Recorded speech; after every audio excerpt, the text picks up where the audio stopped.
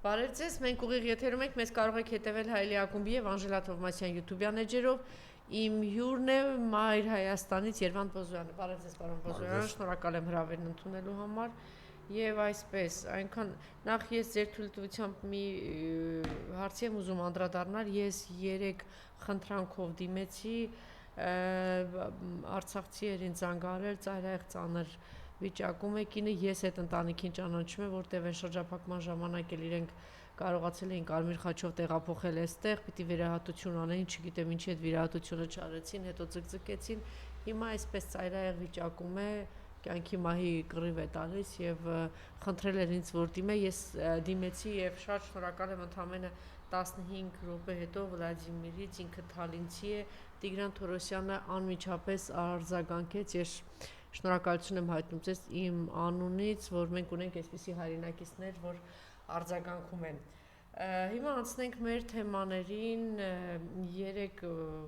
ընդհանրապես սրա մասին եմ ուզում խոսել եւ քանի որ ասում են նշանակողը եղել է Աննա Հակոբյանը, այս կանանց որ ակտիվացրեցին եւ հիմա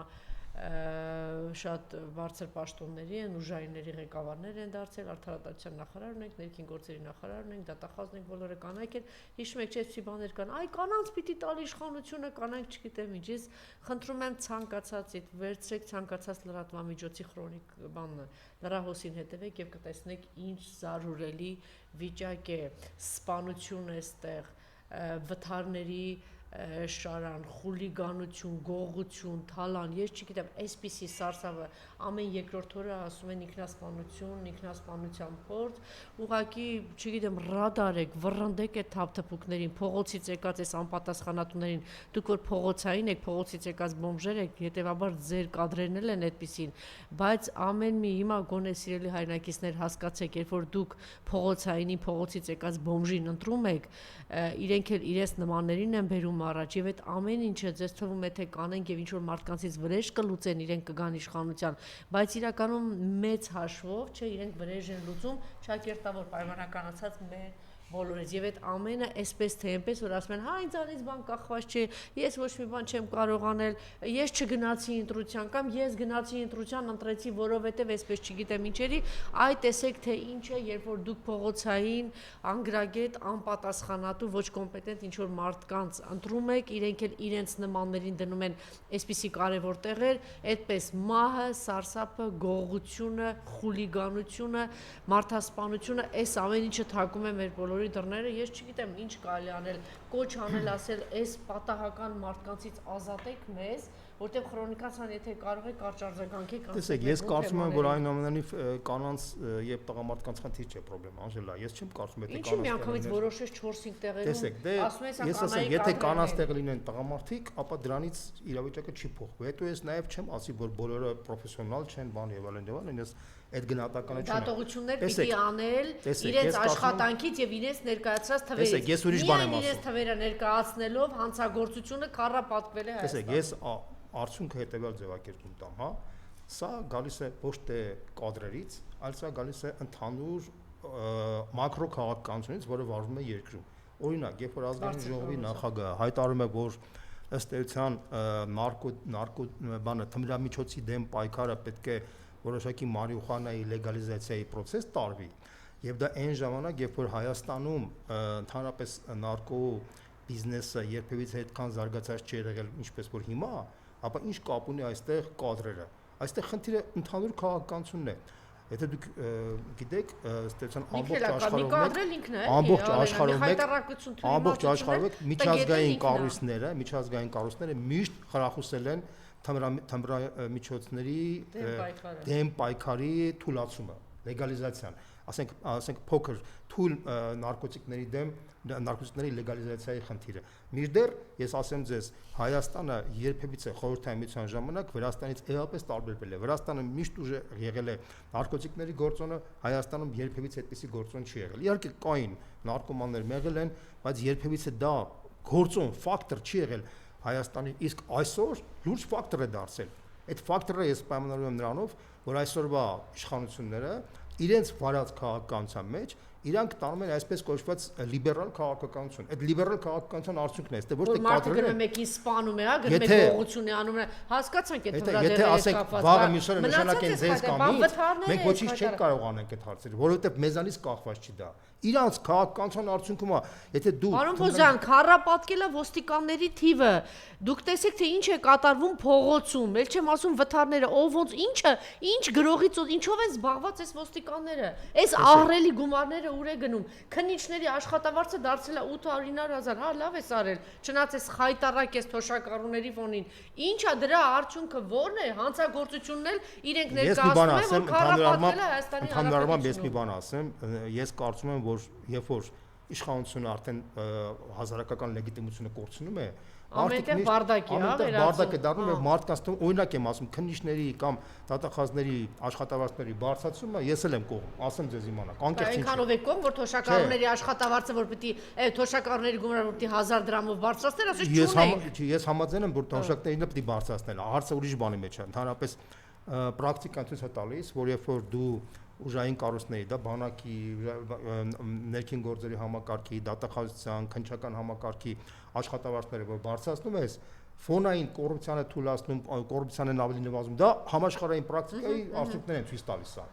Այլ խնդիր է, որ այս իշխանությունը ինքը արդեն կորցրել է իր զարգացման ուղենիշը։ Կորցրել է արդեն, ինքը երբ որ իր մակրո զարգացումը դարձել է անորոշ, երբ որ մարդիկ արդեն կորցրել են վստահություն իրենց հանդեպ տնտեսական քաղաքականության հանդեպ, սոցիալական քաղաքականության հանդեպ, հոգեբանական այս իշխանության դեմքերը արդեն հոգնեցել են մարդկանց, տրամաբանական ցանկացած բացասական մարդկանց մոտ առաջնակալից փտած վիճակ է, իհարկե։ Այդ փտածությունը բերում է նրան, որ մարդուն թվում է, թե դրա պատճառով այս ժեկի պետն է, կամ այս վարչության պետն է, կամ այս նախարարն է։ Իրականում դա չի։ Իրականում այս իշխանությունը իր առաքելությունը ավարտել է արդեն։ Ավարտել է եւ բոլորը հասկանում են ավարտել է, եւ բոլորն էլ հասկանում են, որ սա գնալու է, պարզապես հիմա քննում են, թե դիսկուսիան գնում է, թե ոնց պետք է գնա։ Այսինքն այս է դիսկուսիան։ Սովետական միության ժամանակ էր Բրեժնևյանի մանկության տարիների հետ է համակրում, բայց այս բաներում կար էլի, որ դա ճգնաժամ է, գլորում է եւ ասում էին բան տեղից էլ մի հատ Չեռնենկո բերեցին, մեռած տեղից գլորում է, Անդրոպով բերեցին, չնայած ինքը փորձեցին ռեֆորմ մեռած տեղից էս գլորում է։ Նույնը Բրեժնևի ժամանակ Չեռնենկո։ Հա, չէ, դե հիմա գիտեք ինչ, այն մեծ երկիր էր, սա փոքր երկիր է։ Փոքր երկիրը այդպես ռեսուրսներ չունի անգամներով երկարաձգվի, բայց նույնիսկ Բրեժնևյան ժամանակահատվածի վերջի փուլում, որ արդեն սա հոգնել էին արդեն Չեռնենկոն, չէ, շատ արագ ինքը փոխվեց։ Նույնիսկ մեծ սովետականության պարագայում Գորբաչովը եկավ, արագ փոխեց։ Ես չեմ ուզում գնահատեմ լավ էր թե վատ էր, բայց մի կողմում արագ փոխվեց, այսինքն ինչ եմ ուզում, հա, արագ կործանվեց, դե ռեֆորմները չգնաց, կործանվեց։ Ինչ եմ ուզում ասեմ, այստեղ, այսինքն, ասենց ասեմ, այսօրվա կիսա Բրեժնևյան, կիսա Ստալինյան այս համակարգը, որ Հայաստանում հաստատված է, ինքը մեծ հաշվով արդեն ինքը սպառել է իրան։ Քանի որ սպառել է ինքը չի կարող արդեն տնտեսական զարգացման արդյունք ցույց տա, սոցիալական արդարություն լինի, ասենք, այն ինչ որ սրանք խոսում էին օլիգարխների դեմ պայքար, մեկ էլ համալիրում հարսանիք են անում, ասենք իրանց օլիգարխը։ Ես չեմ ուզում, չեմ լսել, բայց արդեն հետաքրքիր չի թե ինչ պետք է ասի, բայց ինչ պետք է ասի, որ այդ մարդիկ տարիներ անգամ պայքարում էին իբր թե օլիգարխների դեմ, այսօրվա դրությամբ իրենց այդ օլիգարխը, որը հարսանիք է կազմակերպել, ասեմ, բանը այն շրջանառությունը, որ ինքը ունի, իր տարվա շրջանառությունը մինչև 10 միլիարդ դոլարի է հասնում։ Ո՞ւր շրջանառությունը։ Այդ օլիգարխի։ Նման տիպի մասին է։ Սա այս օլիգարխի մասին չի խոսքի, Վիվարոյի մասին է խոսքը։ Ինչքանի է ասեմ, այս օլիգարխը Վիվարոյի համեմատած մանր արևածաղիկ է, ասես ձևակերպենք, իհարկե, որովհետև նրա շրջանառությունը այդ բանը շաումով խաղերի բաների այս միլիարդերները խաղատն բաները չէ եթե դուք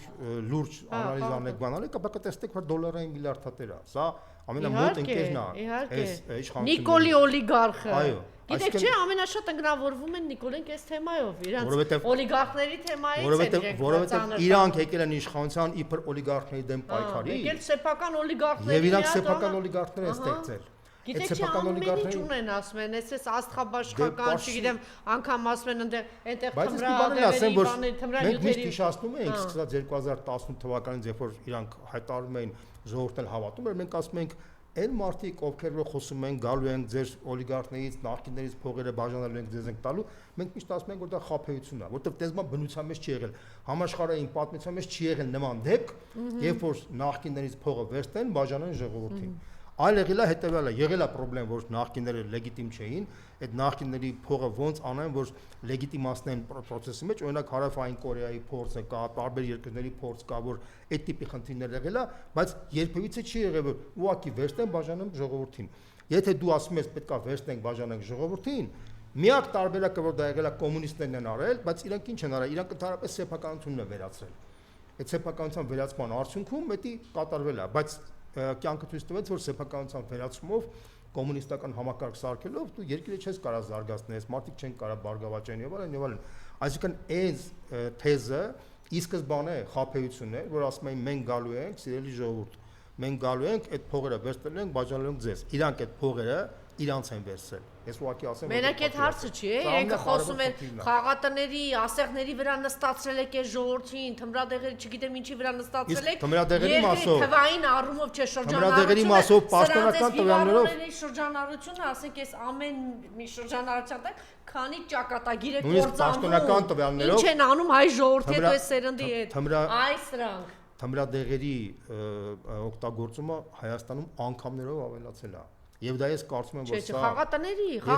շրջանառության մասին է, միլիարդներից շրջանառություն է։ Դա այդ բիզնեսը այս իշխանությունների հետ սերտաճած իշխանություններ։ Դուք պատկերացնում եք, ինչ որ միլիարդներ, միլիոններ պատատեն կամ չգիտեմ ինչքան թմրա նյութեր մտնեն Հայաստան կամ այս բաներում, վիվարորեն տոտոներում միլիարդներ պատատվեն, շահույթներ ստանան բանկային ու Նիկոլը դրա մեջ։ Երկու տարի առաջ հիշում եք այդ պատմությունը, որը Իտալիայում որ բռնագանձեցին այդ։ Հա, հիմա այդ մոտավորապես 1 միլիարդ եվրոյի չափի ֆինանսի խնդիրը ուր է։ Դուք պատկերացնում եք մարդը կարողանա ասենք առանց իշխանության դաբրոյի կարողանալ թեկուզ 1 միլիոն դոլարի թմրանյութ մտցնի Հայաստան։ Դա հնարավոր չի։ Դա բացառված է։ Հիմա այդ Նիկոլի ընտրողները պատկերացնում են, որ մի 5-6 տարի հետո մեկ էսենց աստղաբաշխական տվերով Նիկոլը Աննան ու իրանց օլիգարխները, այս Նիկոլի օլիգարխները, Անայի օլիգարխները, միլիարդների մեջ։ Այս իրավիճակը բոլոր ժողովուրդներն անցել են։ Օրինակ ասեմ, ռուս ժողովուրդը Ելցինի ժամանակ անցավ, Ելցինը խոսքեր տալիս, չգիտեմ,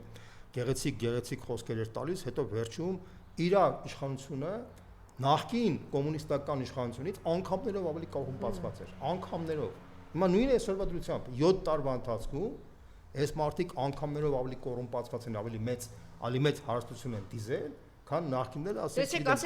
չէ, լեգենդներ էր Հովիկ Աբրահամյանը Էսրոնյանը, բայց հետո ասեցին այդ մարդը գումար չունի, ստիպված տունն են խլել։ Դուք հասկանում եք այսով են, ասենք հողն են խլում, տարածքն են խլում, սա է խլում, ունես, այն իրանց բանով ասած, այնտեղ դրած ունես, այսքան միլիոն չէ, չունես, ասենք դե Սամվել Ալեքսանյանը ասենք ուներ այնց կողքը դրած մի 50 միլիոն, ասում է բեր, այն մեկին ասում է, եւ մենք ասենք ինչի չենք պնդում դա, էլի, ուր է։ Հիմա երեք ինձ ուղարկել էին, պարոն Ոսյան, ես այս խնդիրը հեսա բացվելու է, այս խնդիրը ընդհանրապես այս իշխանությունները նախկինների հետ մի մասի հետ կիսվեցին, մի մասի հետ չկարողացան կիսվել, մի մասի հետ բան, այդ ամեն ինչը բաժիրել է սա դուրս գալու։ Ես այս ամբողջ այս թալանը, այս խաբեությունը, ըստեյության հասարակությունը տեսնելու է եւ օշոկի մեջ է հայտնվելու, թե այս մարդիկ ինչ օպերացիաներ են արել նախկինում։ Օրինակ եմ ասում, ես օրինակ եմ ասում, օպերացիան ասեմ։ Դիցուկ ասենք նախկին ունի 100 օբյեկտ, չէ՞։ Այդ 100 օբյեկտից ասենք 80-ը ինքը լեգալիզացնում են, փողը վերցնում են տակից գաղտնի, այն 20-ը վերցնում են, որի պրտե 20-ի հետ կապված խնդրեմ կա, տանում են դատարաններ, բաներ, տպարությունա թողնում, որ այս իշխանությունը պայքարում է նախկինի հետ։ Բայց միջև ոնց որ մամուլը գրածա մի 20-30 միլիոն դոլար վերցրած են լինում։ Նախկինը հերոսաբար պայքարում է 20 իրավանի հետ, բայց 80-ը արդեն ինքը սեփականացրել է, արդեն անցկացրել է։ Այսինքն ուզում ասեմ, այս իշխանության ամբողջ խաբեությունը իշխանապողությունից հետո բացվելու է եւ մարդիկ տեսեք իրեն գրել էին Գագիկ Խաչատրյանի փոխկապակցած գործով հոգուտ բռնագանձվել ավելի քան 2 միլիարդ դրամ։ Գնում ենք այս մամուլից երեք խնդրել էի, ինձ ուղարկեցին։ Ահա, Գագիկ Բեգլարյանը փակում է պետության պատճառած 24 միլիարդ դրամի վնասը։ Ահա, շարունակում ենք։ Գագիկ Բեգլարյանը 230 միլիոն դրամի ենթադրյալ վնասը փոխանցել է, ահա, պետությանը։ Հետո գալիս են քրեական գործով Գագիկ Խաչատրյանի եւ Սերգո Կարապետյան մեղադրանքի առաջադրվել պետությանը պատճառած վնասը գնահատվում է մոտ միլիարդ դրամ, որի մեծ մասն արդեն վերականգնվել է։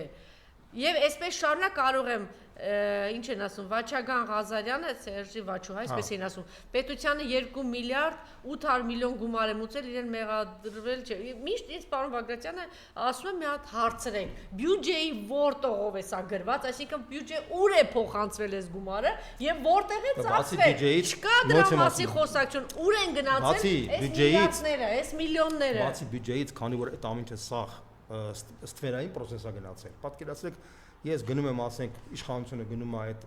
նախկին իշխանության, որը մեծ փողեր ունի արդեն, պայմանավորվում է այս գումար 80%-ը գումարի պայմանական։ Ինքը ասում է, ես քեզ մոռացնում եմ դրա մասին, 20-ի հետ գնում ենք արտաքուստ թատրոն ենք սարքում, որ մենք իրար պայքարում ենք, ես քեզ քֆրտելու եմ, դու ինձ քֆրտելու ես, ես ասելու եմ, որ դու հանցագործ, դու ասելու ես, թե դու սրիկա ես, բայց մենք արդեն պայմանավորվում ենք այդ 80-ի հետ եւ իմիտացիան գնում է, որ մենք իրար հետ կռվում ենք, բայց մենք արդեն պայմանավորվել ենք։ Այդ տակից արդեն պայմանավորվել ենք, ես կան միլիոնը տալիս եմ, սա կիսում ենք, սա անում ենք, մի երկու հատ է գործ թողնում ենք, որ այն աչքերը փակեն, ասեն, տեսա Հայլուրը ինչ ասեց, Հմեկը ինչ ասեց, այսքան միլիարդ, տեսակ սա, այ հարիֆներ, այ խեղճ ու կրակիմ հայ ժողովուրդ։ Այս ժուլիկությունը ամբողջ աշխարհում հետամնաց երկրներում իրականացվել է։ Հետամնաց երկրներում սա ասեցի մենք հետամնաց երկիր դարձանք, որտեվ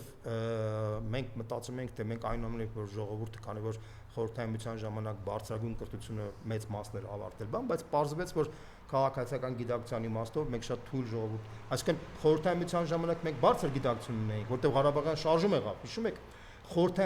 խորհրդային Հայաստանի քաղաքացին քաղաքացիական արժեքները ավելի բարձր էր, քան անկախ Հայաստանի քաղաքացին։ Խորհրդային Հայաստանի քաղաքացին։ Չէ, դեպքում չեք ասում էլիտան։ Ուրիշ ժամանակ ասում եք բան, չէ, մենք ունենք որտեվ այդպեսի էլիտա, որ կարողացավ իր հետևից տանել, բայց ժողովուրդը կներեք, ժողովուրդը սովետական միջունում կրթություն կար, բայց սովետական Հայաստանում կար ժողովուրդ եւ ձևավորվեց նոր էլիտա։ Այդ էլիտան խորհրդային էլիտան էր եւ կարողացավ ձևավորվել Ղարաբաղյան շարժում։ Ղարաբաղյան շարժում եղավ, Ղարաբաղյան շարժման արդյունքում մենք ստեղծեցինք պետականություն, մենք ունեցանք Ղարաբաղում պատերազմում հաղթանակ։ Դա դրա այդ սերնդի հաջողությունն էր։ Համաձայն եք սրա հետ։ Հետո մենք 30 տարի կառուցեցինք այսպես կոչված անկախ Հայաստանի սերունդ, այս անկախ Հայաստանի սերունդը,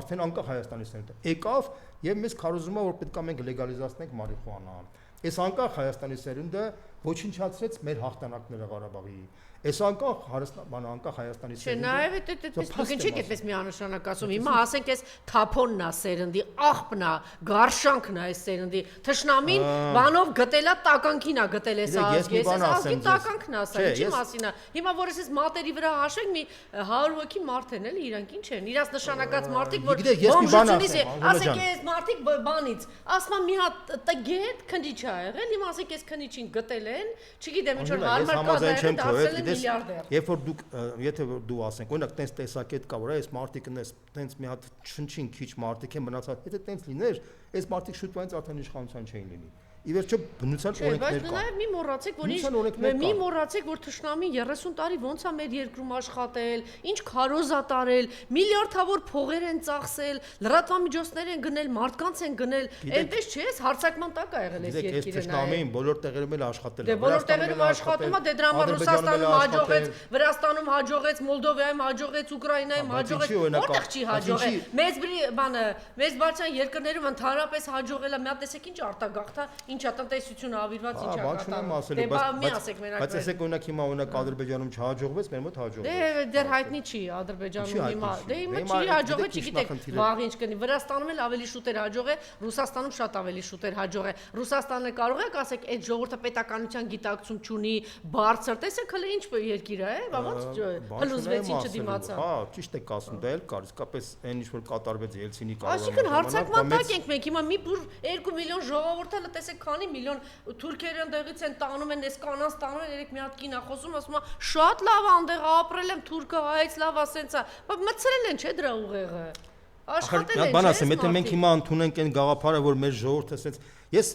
դեմ եմ որ ժողովրդին վերջնականապես ես երկու ծայրագործության դեմ եմ ասել որ մեր ժողովուրդը շատ վատն է եւ մյուս ծայրագործությունը որ մեր ժողովուրդը շատ լավն է բայց մենք փոքր շերտին խանգարում չկա մենք պիտի ասենք որ նաեւ մեր ժողովուրդը շատ լավ իրանք հետեւողական աշխատել են մեր ժողովուրդը չացրել են առել են մոլորեցրել ժողովրդին ընդհանրապես մեղադրել չի 30 տարի ասում էին քո գեներալներն ու քո նախագահը թալան չի Նիկոլի Թերթոնը չէր անում այսինքն առած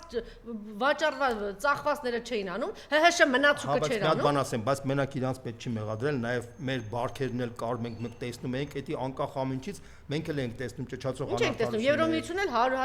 $100,000 այս գրանտ էր տալիս սրան նրանք գրանտ էր տալի ասում են մենակ բանակի դեմ կգնաք խոսեք չգիտեմ ինչի դեմ ճշմարտության մի մասն է բայց մյուս մասը կանում են բանում որ տենց չի որ մենք ունեցել ենք բյուրեղյա իշխանություն ոչ միտեղ բյուրեղյա իշխանություն չկա դե բայ եմ ասում ոչ միտեղ բյուրեղյա իշխանություն չկա մոլորակի վրա ճշմարտությունը օբյեկտիվ գնահատենք որպեսզի կարողանանք հասկանանք թե ոնց կարանք փոխենք այս իրավիճակը այսինքն որպեսզի կարողանանք փոխենք ես ուզում եմ այդ ամեն ինչը զարգացնեք խոսեք նաև 2028-ի հետ կապված բայց քանի որ այս թեման Մարիամ այս թեման ուզում էի ավարտեի այս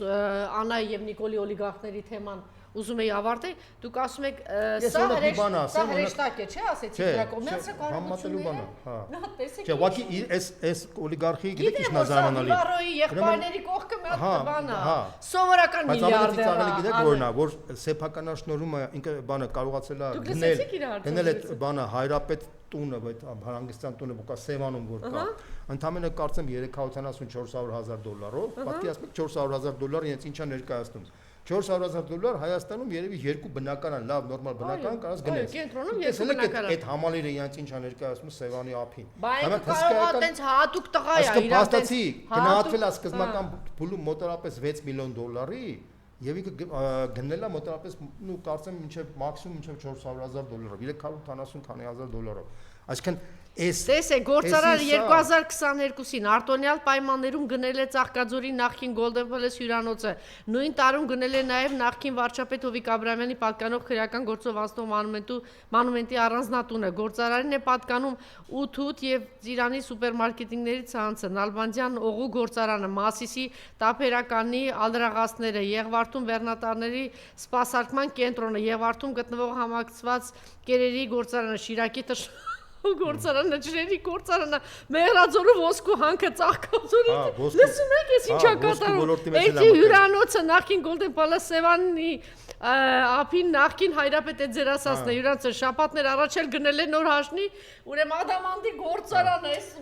բանը էլի Իլոն Մասկը մեջ է ասում բայց ոնց ստացվեց որ դուք Հովիկ Աբրահամյանի տունը ասում տեսա հեր ասում նայեցի տեսա ասում անգամից գնացի ինչ եք ասում ինչ եք ասում չէ ես այսքան տարե դրել են այնտեղ իբր մի մասը այդ գործարքը չի բայց ինքը տեղ ապրում է մի ամբողջ ժողովրդի ապուշի տեղ է գնում նախկին իշխանության օլիգարխներն ենք ծաղրում չէ ասենք այնտեղ Լֆիկ Սամո բան չէ փաստորեն Լֆիկ Սամոն սրա թափած ակադեմիկոս է լուրջ բան եմ ասում որտեվ սա ասում նայել եմ ասում ես ինքս նայել եմ տեսել եմ կարդացել եմ տեսել եմ գնացել եմ դիմել եմ ու հաղթել եմ այսինքն ինքը մտածում է Հայաստանում ավելի բարոյական մարդ է Սամվել Ալեքսյանն ասում ես կեղտոտ մարդ եմ սենց մարդ եմ տո լավ եմ անում սրա հետ է լավ եմ նրա հետ է լավ եմ սրան էլ եմ փող տալիս նրան էլ եմ փող տալիս ինչ կա ասում է այս մարդ ասում է ես Սա ուղղակի դեժավյու է, սա բանը դեժավյու չէ, այսպեսի բան չի եղել։ Բանը կոմեդիա է, բայց տրագիկոմեդիա է, ասենց ասեմ ձեզ, էլի, որովհետև եթե դուք հիշում եք Նիկոլ Փաշինյանը 2012 թվականին, երբ որ խորհրդարանական ընտրություններում պայքարում էր Սամվել Ալեքսանյանի դեմ, կարծեմ հայտարարում էր, որ ինքը պայքարում է Օսվենցիմ սարկած այսինքն Օսվենցիմ հետ էր համեմատում Սամվել Ալեքսանյանին, եթե համեմատում ենք Օսվենցիմ հետ, ուրեմն Սամվել Ալեքսանյանը պետք է դոկտոր Մենգելեն լինի, չէ՞։ Հիմա փաստորեն դոկտոր Մենգելեն դառնա Նիկոլ Փաշինյանի մոտիկ ընկերը, օլիգարխը։ Հիմա փաստորեն ստացվում է, որ Նիկոլ Փաշինյանը դոկտոր Մենգելի, այսինքն բանը Օսվենցիմի, այսպես ասած, սեփականատիրոջ ընկերն է դարձել։ Դուք հասկանում եք, այս ցինիզմն ու փարիսեությունը սրա հետ ասենք այն 10%-ը որ հիմա նույնիսկ էլի Նիկոլ Փաշինյանն է պաշտպանում անկեղծ ասած ես այդ մարդկանց չեմ կարողանում հասկանալ բայց դա արդեն այլ խնդիր է դա արդեն հոգեբանների խնդիր է որովհետև իսկապես նորմալ մարդը որ ունական անալիզ անելու մտածելու անասունից տարբերվում է ի վերջո որ մտածում է տեսնում է եւ համադրում է այս փաստերը ինքը շոկի մեջ է հայտնվում հասկանում է իրան խաբել են նորմալ է որ մարդը 18 թվականին չհասկանար, հավատար, դա շատ նորմալ է, որովհետև մարդիկ ուզում են այն չարաշահումներից, այն անարդարություններից, այդ իսկապես վատ բարքերից ազատվեին։ Եվ 18 թվականին մարդիկ հավատացել են, բայց երբ որ այդ ամենից հետո արդեն տարիներ շարունակ տեսնում են, որ այս մարդը այսքան խաբում է, եւ նույնիսկ այդ 10% մնացել է, որ havատում է,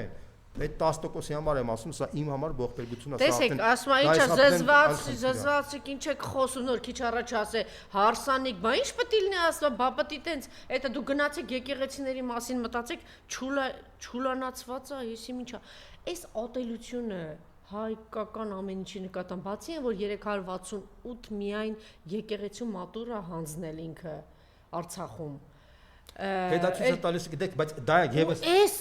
այս համեմատությունը ինքը արդարացրել է առավոտ այս հարսանիքը։ Ասում է, այս ինչ աղմուկ եք բարձրացնում։ Իրան թվում է թե այդ աղմուկը այդ 30, չգիտեմ, քանի միլիոնանոց այդպիսի ծախսերի մասին է խոսքը։ Դուք գիտեք, չէ՞, սուպեր աստղ է հրավիրված եղել։ Այս հայ այսպես կոչված երկիշները ասում են նրանց, այսպես ասած, որ գալիս են այդպես երկում են 50,000, 100,000 դոլարի մասին է խոսքը։ Դուք տեսեք այդ աստղաբաշխական բանիկ, ասում են, ինչ եք աղմուկ բարձրացրել, ինչ եք սես բանա տալիս, դոշերը փռած պաշտպանում ա թե։ Բայց մարդիկ մտածում էին, որ 18 թվականին այս բարքերը պետք է վերանար։ Մարդիկ 18 թվականին դրա համար են աջակցել իրան։ Այսինքն եթե 18 թվականին իրան հավատացել են, հիմա ինքը դա արդարացնում է, դա ինքը փաստորեն կներեք ծիծաղում է այս ժողովրդի վրա, որտեղ եթե ինքը պետք է իր օլիգարխը գնա համալիրը բանանի, այսպես ասած, վարձի եւ հարսանիկանի համալիրում, ինքը ինչով է տարբերվում այդ նախկին թալանչներից օլիգարխներից։ Ոչինչով չի տարբերվում, ավելի վատ է։ Նրանք գոնե չէին ձևացնում, գեղեցիկ ֆրազներով չէին ասում, սապես խուլիգանի պես չէին ասում, սրանք ասում էին լավ ենք անում, թալանում ենք, լավ ենք անում, իրանք բաց էին անում դա։ Իսկ սա ձևացնում է, որ ինքը եվրոպական արժեքների կողմնակից է եւ այլն, ու այս բանը անում է, ասած խայտարակություն է սա պարզապես։ Ուղղակի խայտարակություն է։ Ասա, բա ինչի՞ համար է մարզահամալիրը, բանդեղտի տենց, այսինքն այդտեղ իմիջայլոց, երբ որ բացվել է Կարեն Դեմիրճյանի ժամանակ, ես շատ լավ հիշում եմ, ինչ որ բաներ կա մանկությունից տպավորվել է, ասում էին, որ ուզում են ամեն ինչ անեն, որ առաջինը երկի այդտեղ Ալլա Պուգաչովան Կարեն Դեմիրճյանն ասել էր բացառված է, իմ երկչույն պիտի երկի եւ առաջինը այդտեղ Օֆելիա Համբարձումյաններ կատարել, այսինքն այդ հայկական մեծ բան երկրի, իսկ հիմա բերել է այս գարշելի բանը։ Կներես մի բան ասեմ, երբ որ քեզ ասում եմ խորհրդային Հայաստանը, իսկապես քաղաքացի է ձևավորում, դու ներվում ես դրան, չէ։ Բայց որտեղ եմ ձևավորվել։ Բայց դա եմ ասում։ Բայց որ գիրու գրականությունը Բայց դա եմ ասում։ Գրքի նկատմամբ 30 տարվա անկախ Հայաստանի մեջ ձևավորվել է այս տեսակը, որ այսպես բան է եղել։ Հիմա դրա համար եմ ասում։ Այսինքն դա իմ միջից դուրս չի գալի, որ ասում են մեր երկչույն, մեր Օֆելիա Համբարձումյանը պիտի առաջինը երկի։ Պետք է մտածել դրա մասին, ինչու խորհրդային Հայաստանում ձևավորվեց նորմալ քաղաքացի, որը մեր պետությունը չէր, որովհետև սովետական միությունն էր, այնտեղ Ռուսաստանը կայսրության, կայսրական հիշողություններով, պետական հիշողությամբ մի հատ մեծ ահռելի երկիր էր, որ իր թևերը փռեց նաև Հայաստանի վրա, եւ այդպիսի կրթական մշակութային Հիմա հատ ուրիշ թիվ ասեմ։ Խորհրդային Հայաստանում եղել է Աղասի Ղանջան, համաձայն ես, առաջին քարտուղար։ Հետո եղել է Գրիգոր Հարությունյան, համաձայն ես։ Հետո եղել է Յակոբ Զարոբյան,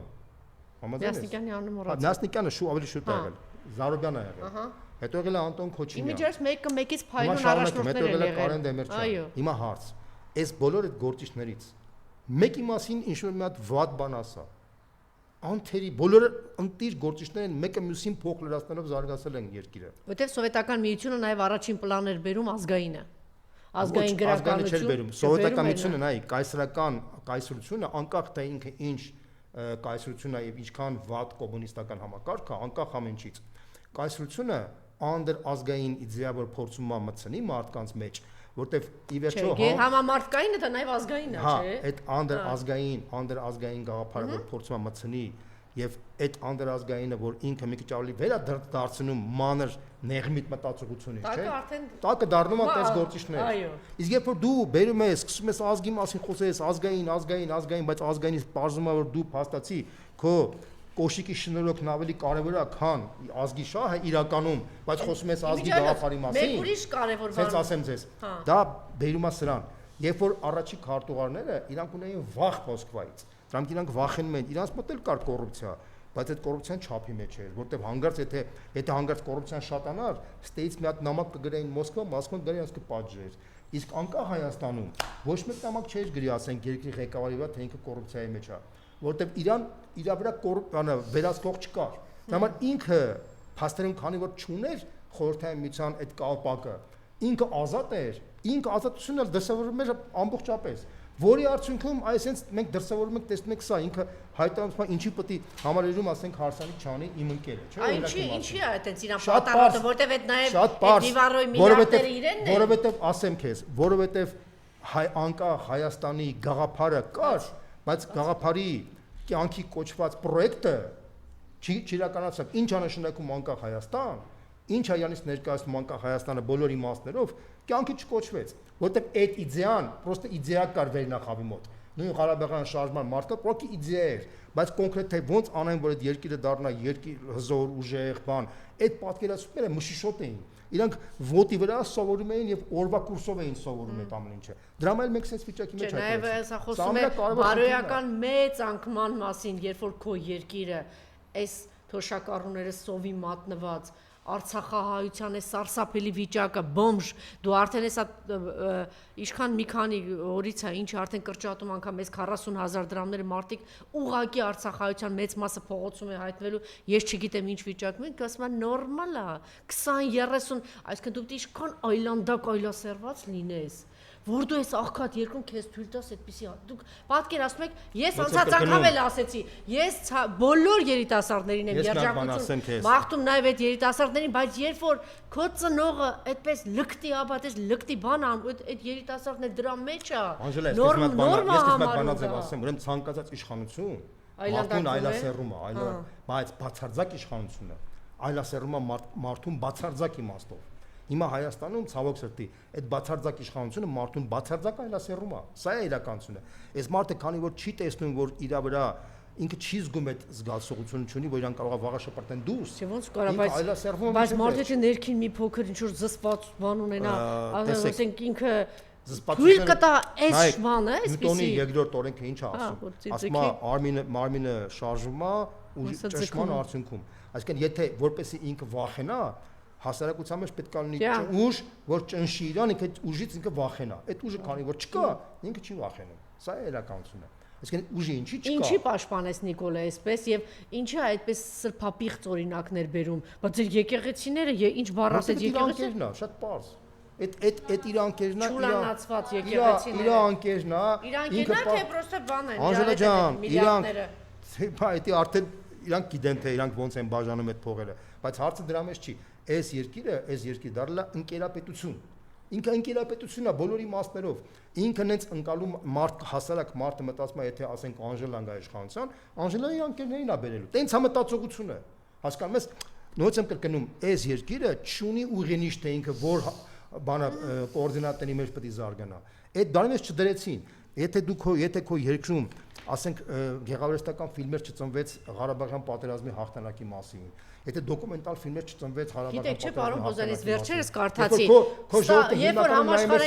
համաշխարհային պատերազմը սկսում է հարձակվում են արդեն Ռուսաստանի վրա, առաջին բանը գիտեք ինչ է անում Ստալինը, ասում է անմիջապես հավաքեք բոլոր գրողների միությունում, անմիջապես հավաքեք բոլոր կոմպոզիտորներին, հիմա պիտի ստեղծվի այսպիսի բանաստեղծություններ, այսպիսի Հայաստանը, մենք նայ տեսեք, մի հատ բան ասեմ, Հայաստանը մենք հիմա հպարտանում ենք Սարդարապատով, համաձայն ես։ Հիմա գանք Սարդարապատի թեմային, եւ երեք ինչեր է ինքը ասել, ես չգիտեմ։ Տեսեք, ինձ հետաքրքիր չի ինքը ինչ ասել։ Ես մարդը ասեց խորհրդային միության գոյության գրեթե ողջ ընթացքում առաջին հանրապետության հանրապետությունը տես աբսուրդ է, հանրապետությունը թիրախավորվեց որպես չարիք, ծաղրի արհամարանքի առարկա դարձավ, կայսրությունը դրանով նպատակ էր հետապնդում ոչնչացնել անկախ պետության այն ծիլերը, որ մեր գիտակցության մեջ կարող էր վերընձյուղված լինել առաջին հանրապետությունը 29743 քառակուսի կիլոմետր միջազգային ճանաչված տարածքով Հայաստանի հանրապետությունը մեր ժողովրդի ոչ թե կորուստների, այլ ձեռքբերումների արտադրություն է, նախ երեք ասել եմ, այ չգիտեմ, ինչ մի հատ 29000-ը ցույց տուր տեսնենք ուր է, այդ քո հանձնած տարածքներով։ Մեր ժողովրդը հայրենիք Սա պետություն է, ինչի՞ մենք լսենք ինչա դուրս տվել։ Իր այդ 29000 որ ինքը ասում է, նախևերտ այդ 29000-ը նվիրել է խորհրդային սովետական միությունը։ 29000-ը որ ինքը ասում է այդ իրական Հայաստանը, որ այդքան փնովում է խորհրդային միությանը, սա այս մարդիկ ոչ խիղճ ունեն, ոչ բարոյականություն ունեն, ոչ խելք ունեն, ոչ ազնվություն ունեն։ Նորից ասեք էլի ով մեզ նվիրե եւ ինչպես այս 29000 քառակուսի կիլոմետր տարածքը Հայաստանի Հանրապետության, որ կա այս հրբադրությամբ, նվիրել է խորհրդային միությանը։ Լսեցիք։ Եթե չներ խորհրդային միությունը, մենք Ալեքսանդրոպոլի պայմանագրով ունենալու ենք ընդամենը 9000 քառակուսի կիլոմետր տարածք, 9000։ Եվ եթե այդ մարդիկ փնովում են խորհրդային միությանը, բարի եղնեն, հետո ավելին կարամ ասում, ավելի վտանգավոր բան ասեմ, որ մեր ժողովուրդը պետք է իմանա։ Այս խորհրդային Հայաստանի տարածքը 29000 պայմանագրով հաստատված է ռուս-թուրքական պայմանագրով։ Եթե դու փնովում ես Ռուսաստանը, այսինքն Ռուսաստանին ասում ես դու սրիկա ես, վատն ես, այսինքն դու փաստացի փնովում ես այս հանրապետության ստեղծման արարողներից մեկին, խորհրդային միությանը, որ Թուրքիայի հետ պայմանագիր է կնքել։ Այլ պայմանագիր խորհրդային Հայաստանի գոյություն չունի։ Պարզապես ՄԱԿ-ը 91 թվականին ճանաչել է բոլորի տարածքային ամբողջականությունը, վերացական տարածքային ամբողջականություն։ Սա է այս ամենա, գիտեք ի՞նչն է խնդիրը։ Մեր մոտ ոչ միայն բարոյականության պակաս կա։ Բայց ասեք թող իրա տգետի կրթի։ Հիմա սա տգետ, չեմ ուզում մի հատ պատասխանեք էլի այս հարցին։ Հիմա Նիկոլա տգետա դա չգիտի, հա, անային ասեք դրա մասին, դրանք ոչ մեկին հետաքրքիր չի։ Հիմա տեսեք։ Օրինակ այսպեսի հակաբան հայտարարություն։ Ես ասեմ, տեսեք, ես իրանց հիմա սա իրանց մեղադրում են։ Ես հիմա ուրիշ բան եմ ասում։ Ինչի է այտենց առաջացել սենց իրավիճակ, որտեղ մեր ժողովուրդը համատարած խորը սավոք սրտեն ողբերգական վիճակ եմ ասում քեզ համատարած անգրագիտության մեջ է ինչի օրինակ Սարդարապատի ճակատամարտում ովքեր են մեր հերոսները օրինակ ասենք երկրորդ համաշխարհային պատերազմում հայրենական մեծ պատերազմի հերոսները սովետականությամբ գիտես չէ Ստալինը, Ժուկովը, չգիտեմ Ռակասովսկին, Բաղրամյան գիտես չէ գեներալների պլեյադան գլխավորը Ժուկովն էր, հետո Ստալինն էր, համաձայն ես դրա հետ։ Հիմա Սարդար ու բազմաթիվ դոկումենտալ, գեղարվեստական ֆիլմեր կան, որոնք այդ ֆիլմերով մարդկանց քարոզել են դրա մասին։ Համաձայն ես դրա հետ։ Ամերիկացիները իրանց ֆիլմերն են քարոզել, ֆրանսիացիները Շարլ դե Գոլի մասին իրանց ֆիլմերն եւ այլն եւ այսպես շարունակ։ Հիմա Սարդարապատի ճակատամարտի հետ կապված քանի գեղարվեստական եւ դոկումենտալ ֆիլմ է ստեղծված Հայաստանում 30 տարվա ընթացքում։ Ինչ կարաս ասես։ Քանի։ Հարց։ Սարդարապատի ճակատամարտի գլխավոր հերոսը։ Մի հատ հարցում անցկացրեք մեր ժողովրդի մեջ։ Ո՞վ է մեր գլխավոր հերոսն եղել։ Ասում են հավաքական ժողովուրդը։ Սուտ խոսակցություն է, դա վերացական խոսակցություն է։ Տենց բան մի անգամ ասեց Տիգրան Խզմալյանը, որը ծիծաղելի է, ինքը ասեց, որ էլիտան մի կողմ ժողովուրդը ասենց հախուռն գնաց, դա կներեք սա գիտության արդյունք է, որտեղ մարդիկ համատարած մեր էլիտան, մեր քաղաքական վերնախավը, մեր ժողովուրդը ոչ մեկ չգիտի դրա մասին։ Ուրեմն Սարդարապատի ճակատամարտի գլխավոր հերոսը եղել է Արամ Մանուկյանը, բայց ինքը չի մասնակցել պատերազմի մեջ։ Ինքը եղել է այդ ժամանակվա հայկական յուրօրինակ Ստալինը։ Ոնց Ստալինը չի ղեկավարել բանակը, ինքը ընդհանուր մակրո բանն է, չէ, հետևել։ Ով է եղել մեր Ժուկովը, գիտես։ Գեներալ Սիլիկովը։ Գեներալ Սիլիկյանը։ Ուրեմն տես Սիլիկյանի մասին քանի ֆիլմ է ստեղծված, քանի դոկումենտալ կամ գեղարվեստական ֆիլմ է ստեղծված, որ Սիլիկյանի պատմություն ներկայացնեն, կյանքը ներկայացնեն, իր դերը, բայց ինքը ազգությամբ ուդի է եղել, ասեմ քեզ իմանաս։ Այսինքն գեներալ Սիլիկովը չլիներ, մենք չէինք հաղթի Սարդարապատի ճակատամարտում, չլներ Սարդարապատը, մենք Հայաստանը չէինք ունենա։ Բայց այդ մարդու մասին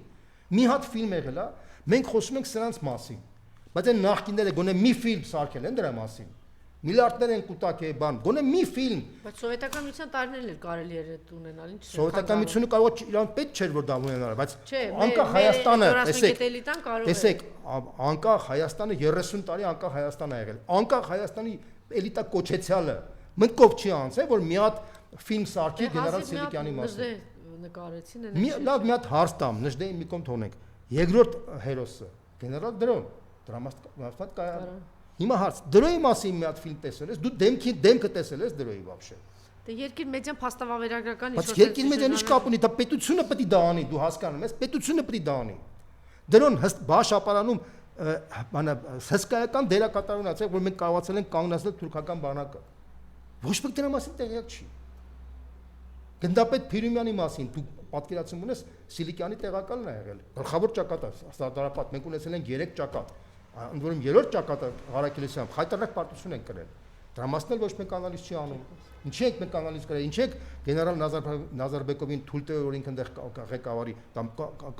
կատեգորիկ սխալ է եղել, որ կատարվի։ Եվ վերջապես կարևոր խնդիրը, ինչի անհրաժեշտ եղավ Սարդարապատ։ Շատ կարևոր է, որ այսօրվա խնդիրներին, տես այս ամենի մասին,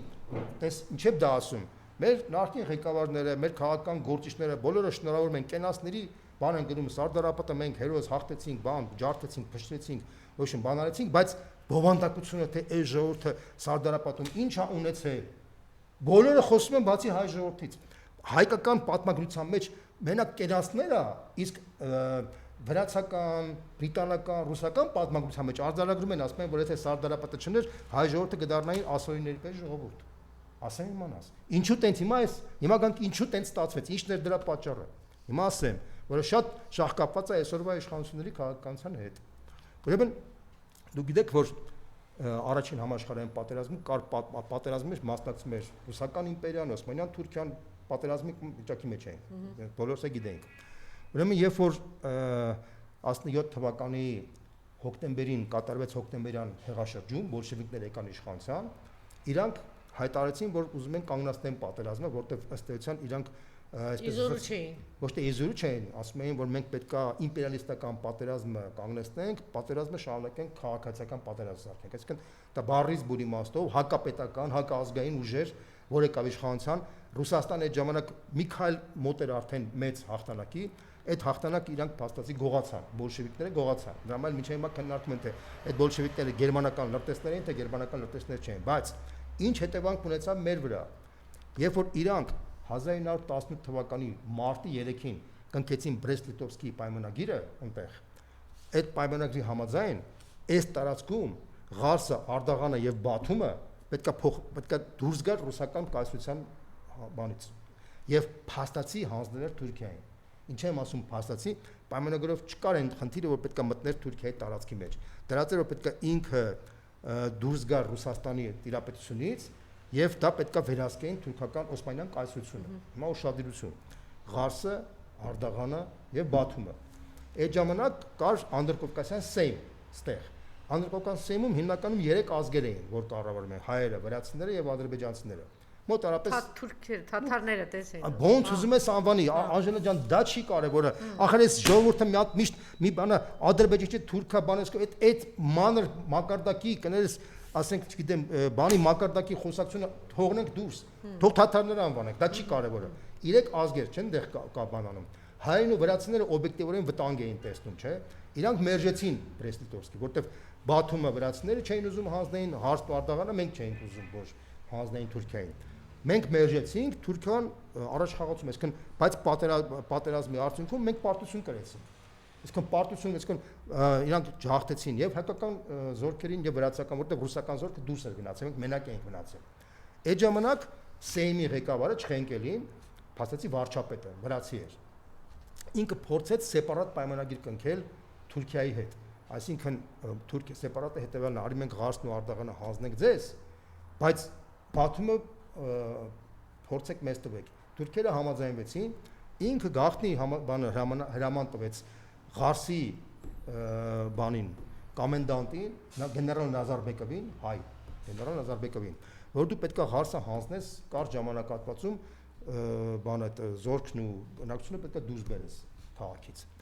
Ինքը փաստացի առանց հայ նախարարներին բան այդ ինֆորմացիան տրամադրելու, ինքը գաղտնի այդ հրամանագիրը կատարեց եւ ըստ էության Ղարսը մենք հանձնեցինք առանց պատերազմի։ Առանց պատերազմի Չխենկելին խոսքեր տալիս, որ հենց Ղարսը հանձնեցինք, թուրքերը կանգնելու են Արփաչայի կողքել, ոչ մի խնդրեմ չլինի։ Հենց Ղարսը հանձնեցինք, հաջորդը մայիսի 11-ին թուրքերը ասացին, պետք է հանձնեք արդեն բանը Ալեքսանդրոպոլը։ Ինչ որ բան սա հիշեցնում է։ Հիմա ուշադրություն։ Բացեցի մարտի 3-ի Բրեստ-Լիտովսկի պայմանագրի համաձայն Թուրքիան ստորագրել էր դատակ, Ալեքսանդրոպոլը պետք է չլիներ Թուրքիայի մաս։ Ախալքալակն ու Ախացխան Վրաստանի մասը պետք է չլինեին Թուրքիայի մաս։ Հասկանու՞մ եք, չէ՞։ Բայց ինքը բայց տեսավ, որ բայց թուղթը ստորագրելուց անմիջապես ընդամենը մարտի 3-ից մինչև մայիսի 3 ընդամենը 2 ամիս է, չէ՞։ 2 ամիսից ինքը պահանջում էր արդեն Ալեքսանդրոպոլի հանձնումը։ Հասկանում ես, Ալեսանդրոպոլի հանձնումը ոչ մի թղթի մեջ չկար, ոչ մի թղթի մեջ, բայց ինչի դա եղավ, որտեղ ցանկացած խաղաղ պայմանագիր, եթե դու կնքում ես պայմանագիր, բայց պայմանագրի տակը ուժերի բալանս չկա, այսինքն եթե նապաստակը առյուծի այդ պայմանագիրը կնքում, որ իրար պետք է չհարցակվեն, եթե առյուծը տեսնում որ նապաստակը մենակ է, ինքը նապաստակին մանկամից ուտում է առանց պայմանագրի աղտում, ահա թուղթն էլ գցում է դուրս, հասկանում ես, չէ՞։ Հիմա եթե դու պայմանագիր ես կնքում Ադրբեջանի կամ Թուրքիայի հետ, բայց տեսնում են որ դու դաշնակից չունես, այդ թուղթը ստորագրելուց համիջապես հաջորդ օրը քեզ ոչնչացնում է։ Ինչ կատարվեց 18 թվականին, այսինքն մարտի 3-ին ախր այդ անտերը որից հիմա ասում եմ, դե պետք է բացատրեն մեր Հայաստանի նախկին ղեկավարները, նախկին վարչապետները, նախկին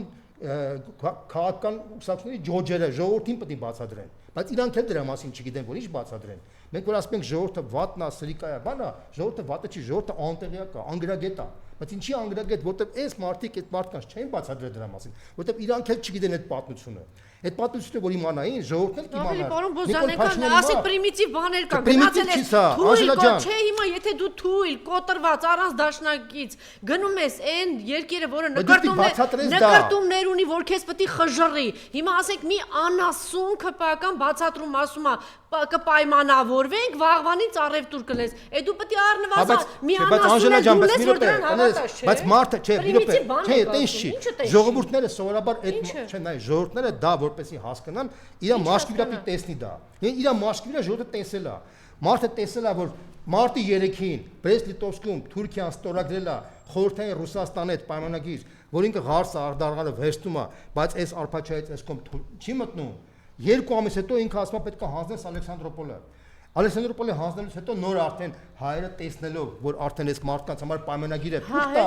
ժողովուրդը հասկացավ դրանից հետո տեսավ։ Հիմա հարևան, հիմա կողքի տարած։ Հիմա շարունակեմ։ Չէ, պարոն Բոզան, դուք ժողովրդին անդադ ուզում եք արդարացնել, ասեք։ Թույլ տու ավարտեմ մի րոպե, էլի։ Ալեքսանդրոպոլի գրավումից հետո նոր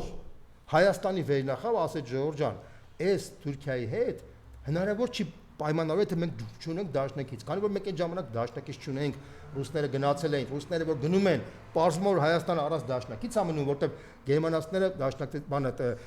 վրացիները գտան դաշնակից իդեպս Գերմանիայի, Ադրբեջանի դաշնակիցը բնականաբար թուրքերն էին, չէ՞։ Մենք առանց դաշնակից մնացինք։ Միակ տարբերակը մեզ մնացել էր պայքարելը։ Դրա համար միակ, այսինքն այս բանը Սարդարապատը դա այն падգամն է, որ եթե դու մենակ ես մնում, դու դատապարտված ես մենակ պայքարելու։ Եթե դու ուզում ես որ Սարդարապատ չլինի, ուրեմն դու մի հանձնի քո դաշնակցին։ Եթե դու ուզում ես որ չգնաս կռվես, քո երեխաները չմեռնեն, ուրեմն դու մի փնովի քո դաշնակցին, քո դաշնակիցը թող գա քեզ պաշտպանի համատեղ։ Եթե դու դաշնակցին փնովում ես, համել ուզում ես որ երեխան բանակից ազատի որ փախնես դուրս, ուրեմն դու սրիկա ես, դու իրան չունես ես երկրում ապրես։ Սա է խնդիրը։ Ո՞վ է դաշնակիցը, ասեք։ Հիմա դուք դաշնակից եք ասում, բառը հաջորդ չեք ասում, ինքը պետք է մտածի դաշնակիցը թուրքն է։ Այս տարածքում կա պոտենցիալ 2 դաշնակից, որը գետնի վրա կարա Հայաստանին պաշտպանի։ Դա մեկը Ռուսաստանն է, մյուսը Իրանն է, ուրիշ դաշնակից չի կարող լինի։ Ֆրանսիան, որի հանդեպ է շատ դրական են վերաբերվում, բան, ինքը կարա մեզ պաշտպանի բացառապես դիվանագիտական հարթակներում, բարոյական հարթակներում, չգիտեմ, տարբեր տիպի այդ տիպի հարթակներում, ոչ զենքով։ Ինչի ոչ զենքով, որտեվ եթե ցանկացած հայ, եթե բան աշխարհագրություն տիրապետում է, Հայաստանը տեսնում է, Հայաստանը շրջապատված է 4 երկրով՝ Ադրբեջանով, Թուրքիայով, Պարսկաստանով եւ Վրաստանով։ Ուրեմն եթե Ֆրանսիան ուզենա Հայաստան զենք ուղարկի, լուրջ մակարդակի զենք մատակարարի, ինքը պետք է մատակարարի կամ Թուրքիայի տարածքով, որը Թուրքիան թույլ չի տա, կամ Ադրբեջանի տարածքով, որը թույլ չի տա, կամ Իրանի տարածքով, որը Իրանի հետ շատ վատ հարաբերություններ ունի, Ֆրանսիան դա բացառված է։ Մնում է մենակ Վրաստանը։ Վրաստանը մեր կոնյակները թույլ չի տալիս որ մենք Ռուսաստան նկատենք։ Ելույթ մնացինք ֆրանսիական բանը զենքը թույլ տա որ մենք մտնենք ստեղ։ Հասկանալի է պատերազմի ժամանակ էս տեսեք ինչ եղավ։ Այսինքն դա տրամաբանական է, պետք չի մեղադրել այդ երկրները։ Այդ երկիրը վախենում է, այդ երկիրը չի ուզում հակադրվի Թուրքիայի եւ Ադրբեջանի հետ։ Այդ երկիրը ասում է ես ուզում եմ չեզոք մնամ, որտեվ եթե հանգարց ես համաձայնվեմ Հայաստանին աջակցեմ, չգիտեմ, ֆրանսիական, ամերիկյան զորք գա, Թուրքիան, Ադրբեջանը մեզ կհանվի թշնամի, ես չեմ ուզում թշնամի դառնալ։ Տրամաբանական է, այսինքն փաստացի կներես Այսինքն Հայաստանը կամ պետք է մնա առանց դաշնակցի, կամ իր դաշնակիցը կարող լինի Ռուսաստանը եւ Իրանը։ Ուրիշ դաշնակից Հայաստանը չի կարող ունենա։ Ով որ այս գաղափարը չի, բայց այս գաղափարը դու պետք է մարդկանց բացատրես։ Այս գաղափարը պետք է ամենօրյա ռեժիմով բացատրվի։ Հարց եմ տալիս, ով է բացատրել ժողովրդին այսքան։ Բացառությամբ ասենք օրինակ Մայր Հայաստանը բացատրում է, Անդրանիկ Թևանյանը բացատրում է, չգիտեմ, Ռոբերտ Քոչյանը հարցազրույց տալիս ասում է, բայց Այս շատ քիչ մարդիկ են դրա մասին ցենց խոսում։ Մեծ մասը ազգային ազատագրական ոտանավորներ են ասում, մենք կգանք, բան, Չինգիզ խան են աշխատում, հասկանում ես բոլորը։ Այս հայտարարությունը, որ ինքը անում է խորհրդային միության գոյության գրեթե ողջ ընթացքում առաջին հանրապետության թիրախավորվեց որպես ճարիք եւ այլն, էլի այս հայտարարությամբ համաձայն չեք, որ Նիկոլի խնդիրը մեկ անգամ եւս մեր ժողովրդին լարել սովետական միության դեմ, առաջին լարել Ռուսաստանի Դաշնության դեմ։ Այս մարդը հետապնդում է այս մարդը Նիկոլը ինչ նպատակ է հետապնդում։ Ասեմ, ինքը իր իշխանությունը ուզում է փրկի։ Ինքը ինչ շատ լավ հասկանում է, որ ինքը Ղարաբաղը հանձնելով ոչ միայն մեծ վնասատվել նաև հայ ժողովրդին, այլ նաև վնասատվել նաև Ռուսաստանին։ Շատ մեծ վնասատվել, որովհետև Ռուսաստանը Ղարաբաղով կարողանում էր ազդել Ադրբեջանի վրա, հիմա այդ ազդեցության գործիքը վերացել է իր մոտ, ինքը շատ լավ դրա մասին գիտի։ Հիմա քանի որ գիտի, ինքը վախենում է Ռուսաստանի ազդեցությունից։ Դա համար ինքը անընդհատ ուզում է, որ մեր ժողովրդի մեջ սերմանի հակառուսական տրամադրություններ։ Այդ մարդու երաշիկն է, իշխանության պահպանումը երաշիկն է։ Էգզիստենցիալ բան է։ Հայտի միանշանակ է, իր համար դա կարևոր խնդիր է։ Դա համար ինքը ամեն ինչ ինքը չէ հասկանում, որ ասում է թե իրական Հայաստան, այդ իրական Հայաստան, որ ասում է, նկատի ունի 29000, այդ 29000 քառակուսի կիլոմետր Հայաստանը տարածքը խորհրդային միությունը նվիրել է հայ ժողովրդին, որտեղ եթե չլներ, մենք կնքել էինք արդեն 20 թվականին Ալեքսանդրոպոլի խայտարակ պայմանագիր, որով մենք 9000 քառակուսի կիլոմետր տարածք պետք է ունենայինք, 9000, դա ռեզերվացիա էր փաստացի, ընդ որում ժամանակավոր, դա շատ կարճ մի քանի ամիս հետո թուրքերը վերացնելու են նաև այդ տարածքն էին վերացնելու, սա է ամենակարևոր խնդիրը, հիմա ես չեմ ուզում խոսեմ բարոյականության ինչ-որ մեծ բարձր արժեքների մասին, որտեղ բարոյականության արժեքները չկան ստեղ։ Այս մարդը պարզապես իր իշխանությունը ուզում է փրկի, իր իշխանությունը վախերի մեջ ապրում, ինքը հասկանում է, որ ինքը մեծ վնասներ է տվել ոչ միայն հայ ժողովրդին, այլ նաև Ռուսաստանին, ինքը ամեն կերպ փորձում է ժողովրդի մեջ սերմազնի հակառուսական տրամադրություններ, որպեսզի դրանով ինքը գոյատևի իր իշխանությունը։ Այն մարդիկ, որոնք Ռուսաստանին փնովում են, բայց նաև Նիկոլ Փաշինյանն են փնովում։ Դա էլ է նորմալ իր համար։ Այդ մարդիկ մեկը լատենտային նիկոլականներ են, ասած ասեմ, որտեղ այդ մարդիկ իրականում որ տենց խոսում են, այդ մարդիկ ռացիոնալ մտածողություն չունեն։ Ես կարամ բազմաթիվ հարցերում նեղանալ Ռուսաստանից, միանշանակ։ Ռուսաստանը տենց չի, որ Հայաստանի շահերով պետք է 100%-ով աշխատի։ Տենց բան չկա բնության մեջ։ Ամեն երկիր իր շահերով է զբաղվում։ Ռուսաստանը իր շահերն է հետապնդում։ Մենք պետք է մեր շահերը հետապնդենք։ Ռուսաստանը ունի ստեղ բազմաթիվ տարբեր շահեր։ Հիմա երբ որ Ալենը հայտարարում է, ասում է, որ հայտարարում է, ասում է հենց խաղաղության, տեսեք արդեն իրենք ընտրությունների կոնկրետ թեզերը առաջ են բերել, ինչ թեզերով են առաջնորդվելու։ Ասում է, հենց խաղաղության պայմանագիրը կնքենք, իդեպ Նիկոլն ամեն ինչ անում է, Էրդողան հոպարին խնդրում է, ասում է համոզիչ է, Ալիևի, որ այս թղթով ես գնամ ընտրության նորից մնամ, հետո դրան դիտը ոնց որ այն ժամանակ տվեցի, մնացած տարածքները կտամ ձեզ։ Նիկոլ Ալենը դա բոլորը գիտեն արդեն դրա մասին։ Ոչ մեկ էլ չգիտի։ Ալենը ասում է, էլի ուրախանում է ոգեորեն։ Հիմա Ալենը որ կանգնում ասում է, հենց այս խաղաղության պայմանագիրը կնքենք, այ դրանից հետո 5 րոպե հետո առևտուր ալնելու, լավ ալնելու։ Հիմա Ալենը պիղծ անբարոյական ծնունդ է տգետ է։ Հիմա նայեք, հիմա ասեմ, նախ եւ առաջ ինքը տգետ է, Ալենը տգետ է, արի անձնական վիրավորությունները մի կողմ թողնենք։ Ես մարա տգետը հարց եմ տալիս, տգիտության հետևանքը ասում է 5 րոպե հետո կլինի։ Առարկայական խոսանք, ինչի է նախ Ալենը տես բան ասում։ Նախ սկսենք խոսել բովանդակության մաս, հետո ասենք ինչի է դա ասում։ Բովանդակությունը Ուրեմն հայերն ու ադրբեջանցիները վաղտոյեշ պետք է բարոշեն, որտեղ հարևան երկրներ են, բան բնակը, բայց խորհրդային միությունը որ ստեղծվեց 20 թվականին, հիշում եք 22 թվականին որ խորհրդային միությունը ստեղծվեց Անդրկովկասյան սոցիալիստական ֆեդերացիա։ Գիտեք ինչի տենց ստեղծվեց։ Հայաստանը, Ադրբեջանը, Վրաստանը մեկ միասնական ֆեդերացիա ստանան։ Սկզբնական։ Գիտեք ինչն էր պատճառը։ Ինչի խորհրդային միությունը որոշեց, որ պետք է այդ երեք հանրապետությունը, որովհետև հայտարարեց, որ քանի որ կա դարավոր թշնամանք հայերի եւ ադրբեջանցիների միջեւ, որպես այդ թշնամակը կամած վերացվի, մենք պետք է Հայաստանը, Ադրբեջանը եւ Վրաստանը մեկ միասնական ֆեդերացիայի մեջ կազմեն, գոնե մի 10 տարով իրանք համատեղ կարողանան իրար հետ ապրեն, նոր արդեն, որ արդեն նորմալ ապրեցնουν, դա արդեն հիմնական բանը։ Միակ պատճառը դա եղել։ Ոնց որում այդ Անդրկովկասյան ֆեդերացիայի բանը ղեկավարները հիմնականում լինում էին վրացիներ։ Ինչի վրացիներ։ Որովհետև հայ եւ վրացի, հայ եւ ադրբեջանցու հետ կարողանա երկուս հետ լեզու գտնի, շատ պարզ։ 10 տարվա մեջ 10 տարի տևեց, որպեսզի հայերն ու ադրբեջանցիները կամած իրենց հարաբերությունները կարգավորվեն, որից հետո արդեն 37 թվականին, 38 թվականին, արդեն 36 թվականին կարծեմ ձևավորվեց Հայաստան, սոցիալիստական Հայաստան, սոցիալիստական Ադրբեջան, սոցիալիստական Վրաստան։ Այսինքն այդ 10 տարվա ընթացքում արդեն արդեն այդ մերձեցումը գնաց։ Այսինքն եթե նույնիսկ մենք ընդունենք Դուք չհամաձայնեմ ձեզ հետ, հետո 70 տարի իբրև թե այդ մերձեցումը գնաց, հենց սովետական միությունը այսպես թեթև սկսեց խարխլվել, մենք ստացանք Սումգայիթ, մենք ստացանք Բաքու, մենք ստացանք այսինքն մեկը դա անգամ 70 տարին, այդպես ինտերնացիոնալ բան երկիր էր, մենք եղբայրական ժողովուրդներ ենք, անգամ սովետական այդ 70 նկատում եմ որ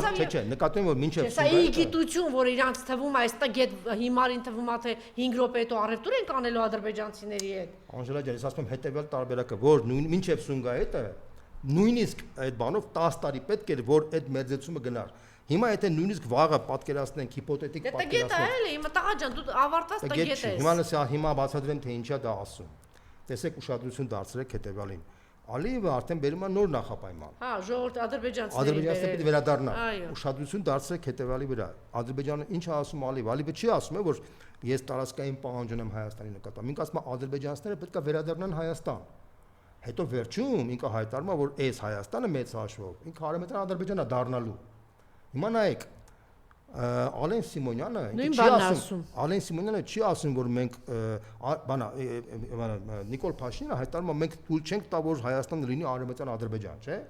Բայց Ալիևը այդպես բան չի ասում։ Ալիևը պետք է վերադառնան։ Ալեն Սիմոնյանը ասում է այո մենք հենց պայմանագիրը կնքենք, ոնց որ ասում են այդ այդ Մինսկի խումբը կլուծարենք, տենց էլ ասում է ադրբեջանցիները կարող վերադառնան Հայաստան, այսինքն ինքը ակնարկում է, մեսիջ աղարկում, ասում է դուք թուղթ տվեք մեզ, որ մենք կարողանանք վերարտադրվենք։ Թուղթը ստորագրությունից հետո մենք ադրբեջանցիների կբերես, էլ կանես, էլ պիղծ տական։ Իրականում այս մարդիկ իրանց կարմիր գիծը իրանց իշխանությունը պահելն է։ Իրանք գիտեն որ իրանք իշխանությունը կորցրեցին դա իրանց համար կատաստրոֆա է։ Բայց իրանց թուրքերը հետո մորթելու են, չէ՞ պատմություն եթե գիտեն։ Իրանք Անժելա ջան, ախր ինչ ես խոսում, ախր ինչ թուրքեր, ինչ մորթել։ Այս մարդիկ մտածում են ոնց անեն որ փրկվեն այս ժողովրդից, այս ժողովուրդը շատ ուժեղ վրթոված է, կա 90%-ը մերժում է։ Այսինքն այս ժողովրդից փրկվելու մասին մտածում են, թուրքերից փրկվելու մասին չեն մտածում։ Թուրքերից ծայրահեղ բանի մեջ ի՞նչ է նշանակում։ Անժելա ջան, թուրքերից պրոբլեմ։ Իրանք կոնկրետ անձամբ իրանք Թուրքիայից ինչ պրոբլեմ ունեն խնդիրներ։ Եթե նույնիսկ ադրբեջանցիները գանստեղ ինչ պետք է լինի։ Արայիկ Հարությունյանը որոշակի հարաբերություններ հաստատել, փրկվեց Արայիկ Հարությունյանը։ Ինչ արեցին Արայիկը։ Ախր մենք խառնում ենք, ախր տարբեր բաներ իրար մենք խառնում ենք։ Այս մարդիկ Թուրքիայից չեն վախենում։ Այս մարդիկ Թուրքիայից չեն վախենում։ Ես ուղղակի հուշում եմ, որ իրանք ճակատագիրը քեզանից լավ են ճանաչում, իրանք այդպես խնդրեմ չունեն։ Իրանք գլխավոր խնդրեմը ընտրություններում քվեստ անալն է, իրանք ուրիշ խնդրեմ չունեն, դու չես պատկերացնում այդ սիտուացիան։ Նման այդ քվեստ անալը իրանք պետք է որ մինչև ընտրությունը նա թուղթ ստորագրեն, բայց իրանք չգիտեն որ թուղթը որ ստորագրեն, միևնույնն է իրանք չեն վերարտադրվելու։ Նույնիսկ այս խայտարակ քաղաքական դաշտի պայմաններում որ Հայաստանում կա որտեղ չգիտեմ ինչով են զբաղված։ Մեկը իրանք չեն վերադառնում, որտեղ հասարակությունը արդեն պահանջ է դրել այս մարդկանց հեռացնելու։ Այդ խայտարակ պայմանները որ կա, բոլոր ուժերը նպաստում են, որ այդ խայտարակ պայմանները շարունակվի։ Չեմ ուզում քո այդ վիճեմ այդ հարցի շուրջ, բայց մի բան կարամ ասեմ, այս խայտարակ վիճակը որ երկար մնաց, մի պահ գալու է, ժողովուրդ ասելա գնացեք վռնդվեք, բաշը դուք բաբշե մեզ ոչ մեկին հետաքրքիր չեք, մեզ նոր քաղաքական ուժեր են պետք, որտեղ ժողովուրդը օգնել է, ժողովուրդը ուզում է այս մարդկանց վռնդի։ Չէ՞ թե մի հատ հարց ամենում հասցնելու են, թե չէ։ Այո, հասցնեն, որտեղ մի բան ասեմ ես։ Անկախ ամեն ինչից, ամեն մի process-ի հիմքում ընկած է ժողովուրդը։ Ժողովուրդը եթե մի բան որոշում է, օրինակ եթե ժողովուրդը 88 թվականին աջակցեց շարժմանը, շարժումը եղավ։ Բարձ անկեղծ բան եմ ասում։ Ժողովուրդը որ մի բան որոշեց կլինի, այն շատ կարևոր մոմենտ է։ Հիմա ժողովուրդը, օրինակ 18 թվականին ժողովուրդը որոշեց ուզում է փոխի իշխանությունը եղավ։ Այն ժամանակ եւ Բարգավաճը գնաց, սկսեց քզնել ժողովրդին եւ Դաշնակցությունը գնաց քզնել, սաղ մտել է նույնիսկ հանրապետականը կոտրվեց գնաց։ Ինչի որտեվ ժողովրդի ճնշումը ամենաուժեղն էր։ Հիմա ժողովուրդը այս նույն ճնշմամբ ինքը վռնդելու է իշխանությանը, ոնց որ 18 թվականին եղավ, նույնը կատարվել է իրանց հետ։ Դա ես 100% եմ ասում։ Ինչի չկայացավ այն նախորդ 2-3 անգամ ինքնաբուխ, նաև մի երկու անգամ դուրս եկավ, ինչու չկայացավ։ Որովհետև երկու պատճառ կար դրա։ Նախ եւ առաջ այն որ կազմակերպում էր դա։ Չէ, ինքնաբուխ էլ եղավ, չէ։ Հիշում եք ազգային ժողովի մոտ որ Սյունիքի այդ դեպքերից հետո ինքնաբուխ ժողովուրդը դուրս եկավ։ Անժելա ջան, ուրեմն ես քեզ մի բան ասեմ, մարդկության պատմության մեջ ինքնաբուխ process-ները, եթե չեն կառավարվում որոշակի էլիտայի կողմից, գոնե առնվազն որոշակի միանշանակ 18 թվականին ինքնաբուխ process գնաց, Բայց այդ ինքնաբուխը միանգամից մեկ էլ հեծվեց եւ Փաշինյանի թիմը կառավարեց։ Եթե այդ Փաշինյանի թիմը չկարողար, այդ ինքնաբուխը կմարեր։ 100% բան եմ ասում ես քեզ։ Ինքնաբուխը երկար ժամանակ չի դնում։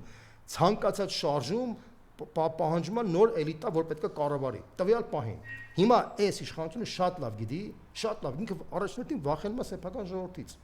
Ինքը Ադրբեջանից Թուրքիայից չի վախենում։ Իրանցից ինքը պահանջում է թուղթ։ Թուղթը ինչի համար պետք։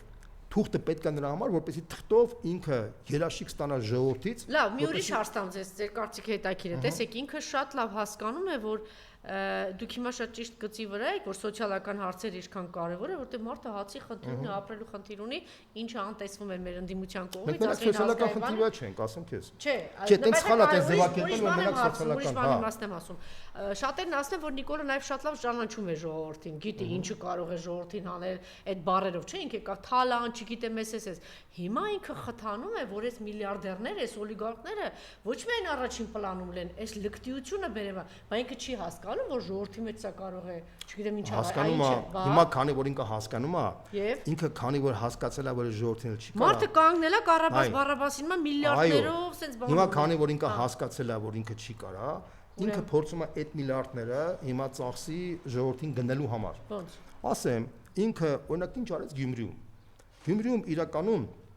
իր տեխնացիոն որ հավաքեց 17000 ձայն, չէ՞։ Դա մեծ թիվ էր, ասեմ քեզ իմանաս։ Այդ 17000-ից այրոցի բաժինը մոտավորապես 85-90%-ը, ես չեմ բանալու, մոտավորապես 13-14000-ը։ Դա փողով չեմ ասում գնացել փողով առել էին։ Պետությունը պետական մակարդակի օգնություններ տալիս բոլորին եւ պետական մակարդակով ընտրակաշառքեր բաժանվում։ Իրական դա էր։ Հիմա Փաշինյանը շատ լավ հասկանում է, որ ինքը այլևս ընտրազանգված չունի, այն 10%-ը չեմ հաշվում։ Այդ 10%-ը էդի մնացորդը, որը դա հետագայում շատ լուրջ խնդրեմ ալինելու, որտեվ այդ տիպի մնացորդը թարապես երկրի զարգացմանը լուրջ խնդրեմ ալինելու, որտեվ դա աներևակայել է նման այդ զանգված, որը կարող է աջակցից նման տիպի իշխանությանը, էլի։ Հա, ինքը շատ լավ հասկանում է, որ ինքը պետք է փողով առնի։ Ինքը փողով առնելու մի մեծ փող է, մեծ ռեսուրսներ են պետք։ Հասկանում ես։ Մեծ ռեսուրսները պետք են մարդիկ, որոնք պետք է փողը վճարեն։ Հիմա այդ մարդիկ, այդ միլիարդատերները, որ կան, իր կողքը կան, չէ՞։ Այդ միլիարդատերերը հասկանում են, որ եթե հանգարց Փաշինյանի իշխանությունը ավարտվեց, այդ միլիարդատերները, այդ օլիգարխները կա խնդրեմ ունենա, 100% խնդրեմ ունենալու։ Որտեղ ի տարբերություն, օրինակ իմ ասում, նույնիսկ Լեֆիկ Սամոյի, որ ինչ-որ մի բան ստեղծել է։ Որը ինչ-որ բան ստեղծել է, այսպես ինքը լավ մենեջեր է, տաղանդավոր մենեջեր է, ինչքան էլ մենք ծաղրում ենք իրան, բայց ինքը լավ բարիս բուլի մաստով ինքը ինքնուրույն կարողացել է 0-ից դառնա Սամվել Ալեքսանյան, sense դեպա ես իրան չեմ ուզում շատ նենց բան անեմ, բայց հանուն արդարացիության պետք է ասեմ, որ ինքը այնուամենայնիվ ինքը 0-ից իր սեփական քարտինքով գնացել է, օգտվել է տարբեր իշխանություններից, առաջին նախագահի, երկրորդ նախագահի, երրորդ նախագահի, սաղ այդ փորձել է սիլիբլի անելով իրան բարձրացնել, հարցնել։ Այս մարդիկ իրանք օդից օլիգարխներ են, օդից, ասենք զվարճալի խաղերի վրա փող բռնելը, այդ ինչ մի գործ է։ Էդի փաստացի օդից փող ան, որը միլիարդներ, հասկանում ես։ Իր աբարոտը հասնում է մինչև տարեկան $10 միլիարդ։ Այսինքն 10 միլիարդից եթե գոնե 20%-ը վերցնենք, ինքը տարեկան $2 միլիարդ կարող ունենա։ Տարեկան 7 տարում տեսեք 10 քանի միլիարդ, 20 միլիարդ։ Հիմա այս դրա համար եմ ասում, այդ նախկինները սեմեջկեք են սրա հետ համատած։ Նախկիների փողերը, այսինքն պիտի սրան ձեր չտա, բայց նախ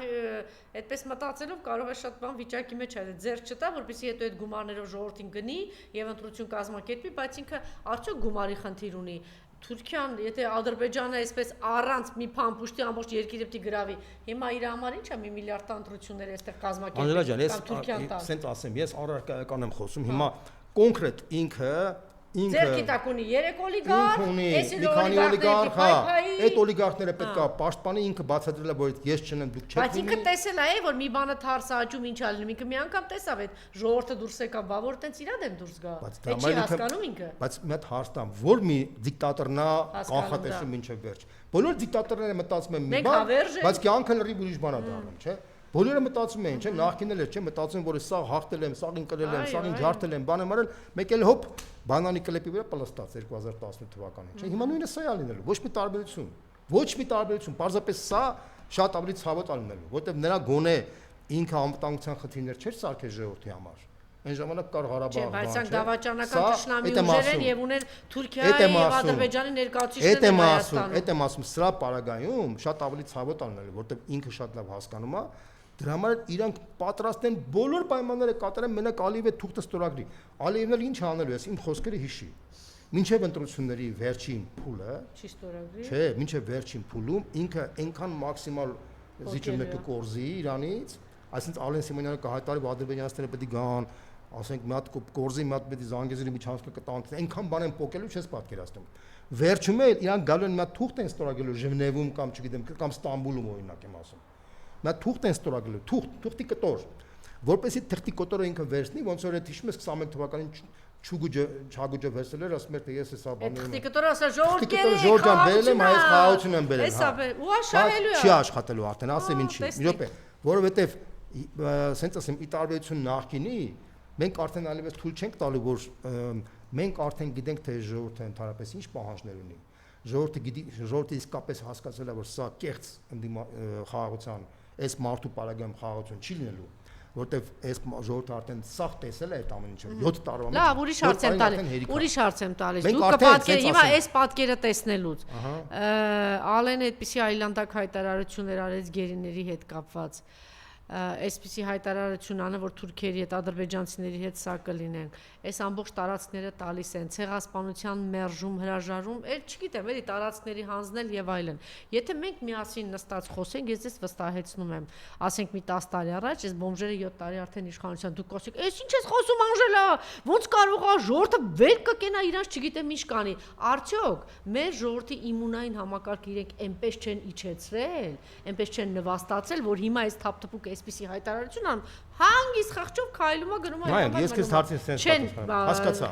Տեսեք, ես դրա օրինակը կարամ բերեմ նաև Ելցինի օրինակով, մինչև Ելցինը ռուսները լրիվ այլ պատկերացումներ ունեին։ Ելցինի կառավարման ժամանակը որ ռուսների կենսամագարտակը անգամներով անկում ապրեց, այդ ժամանակ էլ քո ասած իմունային համակարգը լրիվ ընկավ, հետո կամաց վերականգնվեց։ Դա բնական process է։ Տեղ ունեին, տարածք ունեին, բնակչություն ունեին, միտիկա երկիր Թուրքիան կողքով։ Այդ ժամանակ խորհրդային Ռուսաստանը կորցրեց հսկայական տարածքներ, մենք էլ կորցրեցինք Արցախ, այսինքն ամեն մի ժողովուրդ իր ախմախության գինը տալիս է։ Ամեն ժողովուրդ իր ախմախության գինը, մենք մեր ախմախության գինը մենք տվեցինք։ Մենք 100 տարի առաջ մեր ախմախության գինը տվեցինք Ղարսը,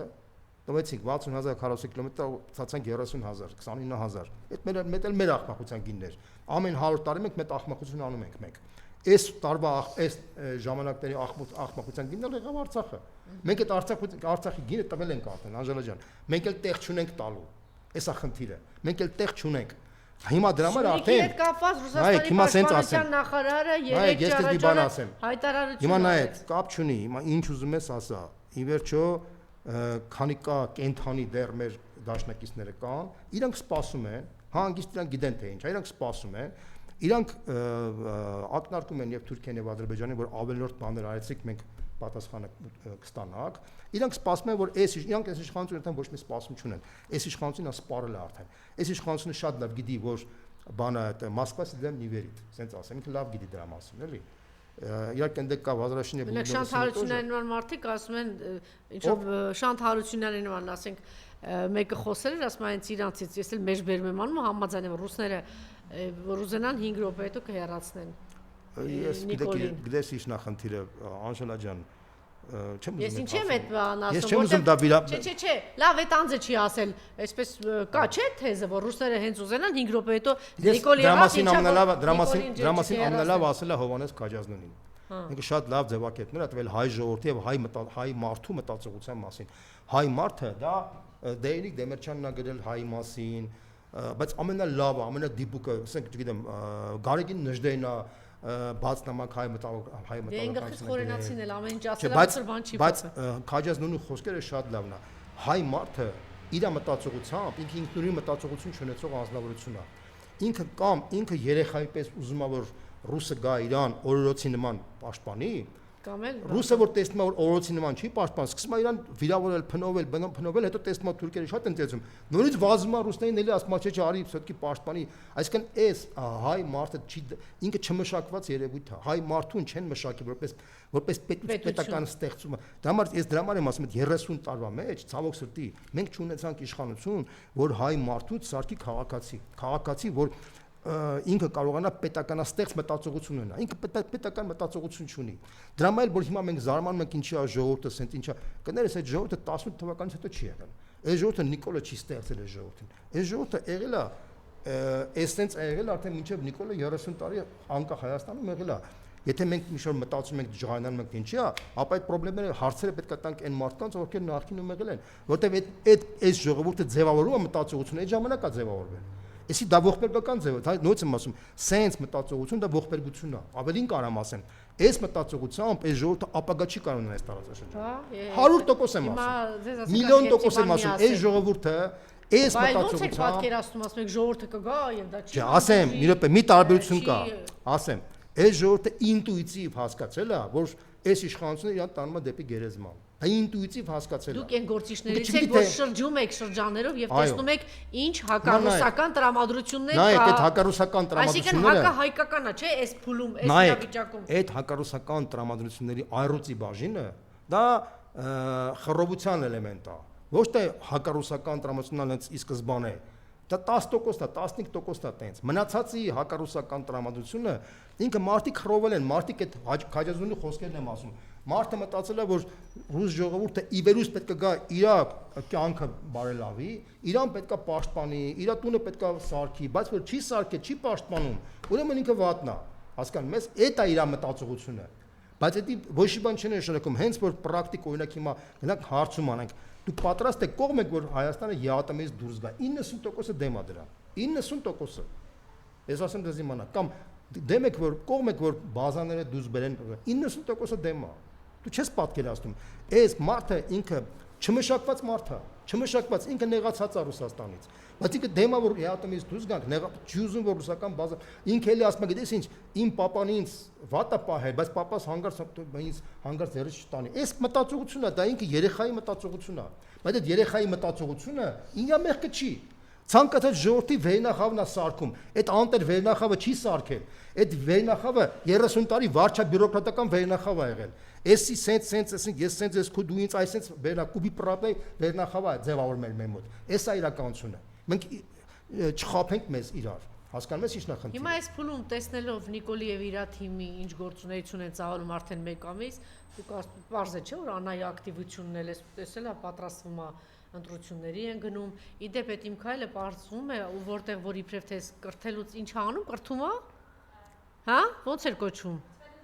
Կրթվել են նորաձև է, չգիտեմ եսի ինչ անում, ամենտեղ օջախներ է ստեղծում, ասում են դա շտաբների նման բան է, ասում է ոչ, տեսեք իրենք ոնց են աշխատում։ Ես ուղղահեր տեսեք ոնց է աշխատում ընդդիմություն է, սիրակալ ընդդիմություն։ Բայց հիմա մի րոպե, իրանք աշխատում են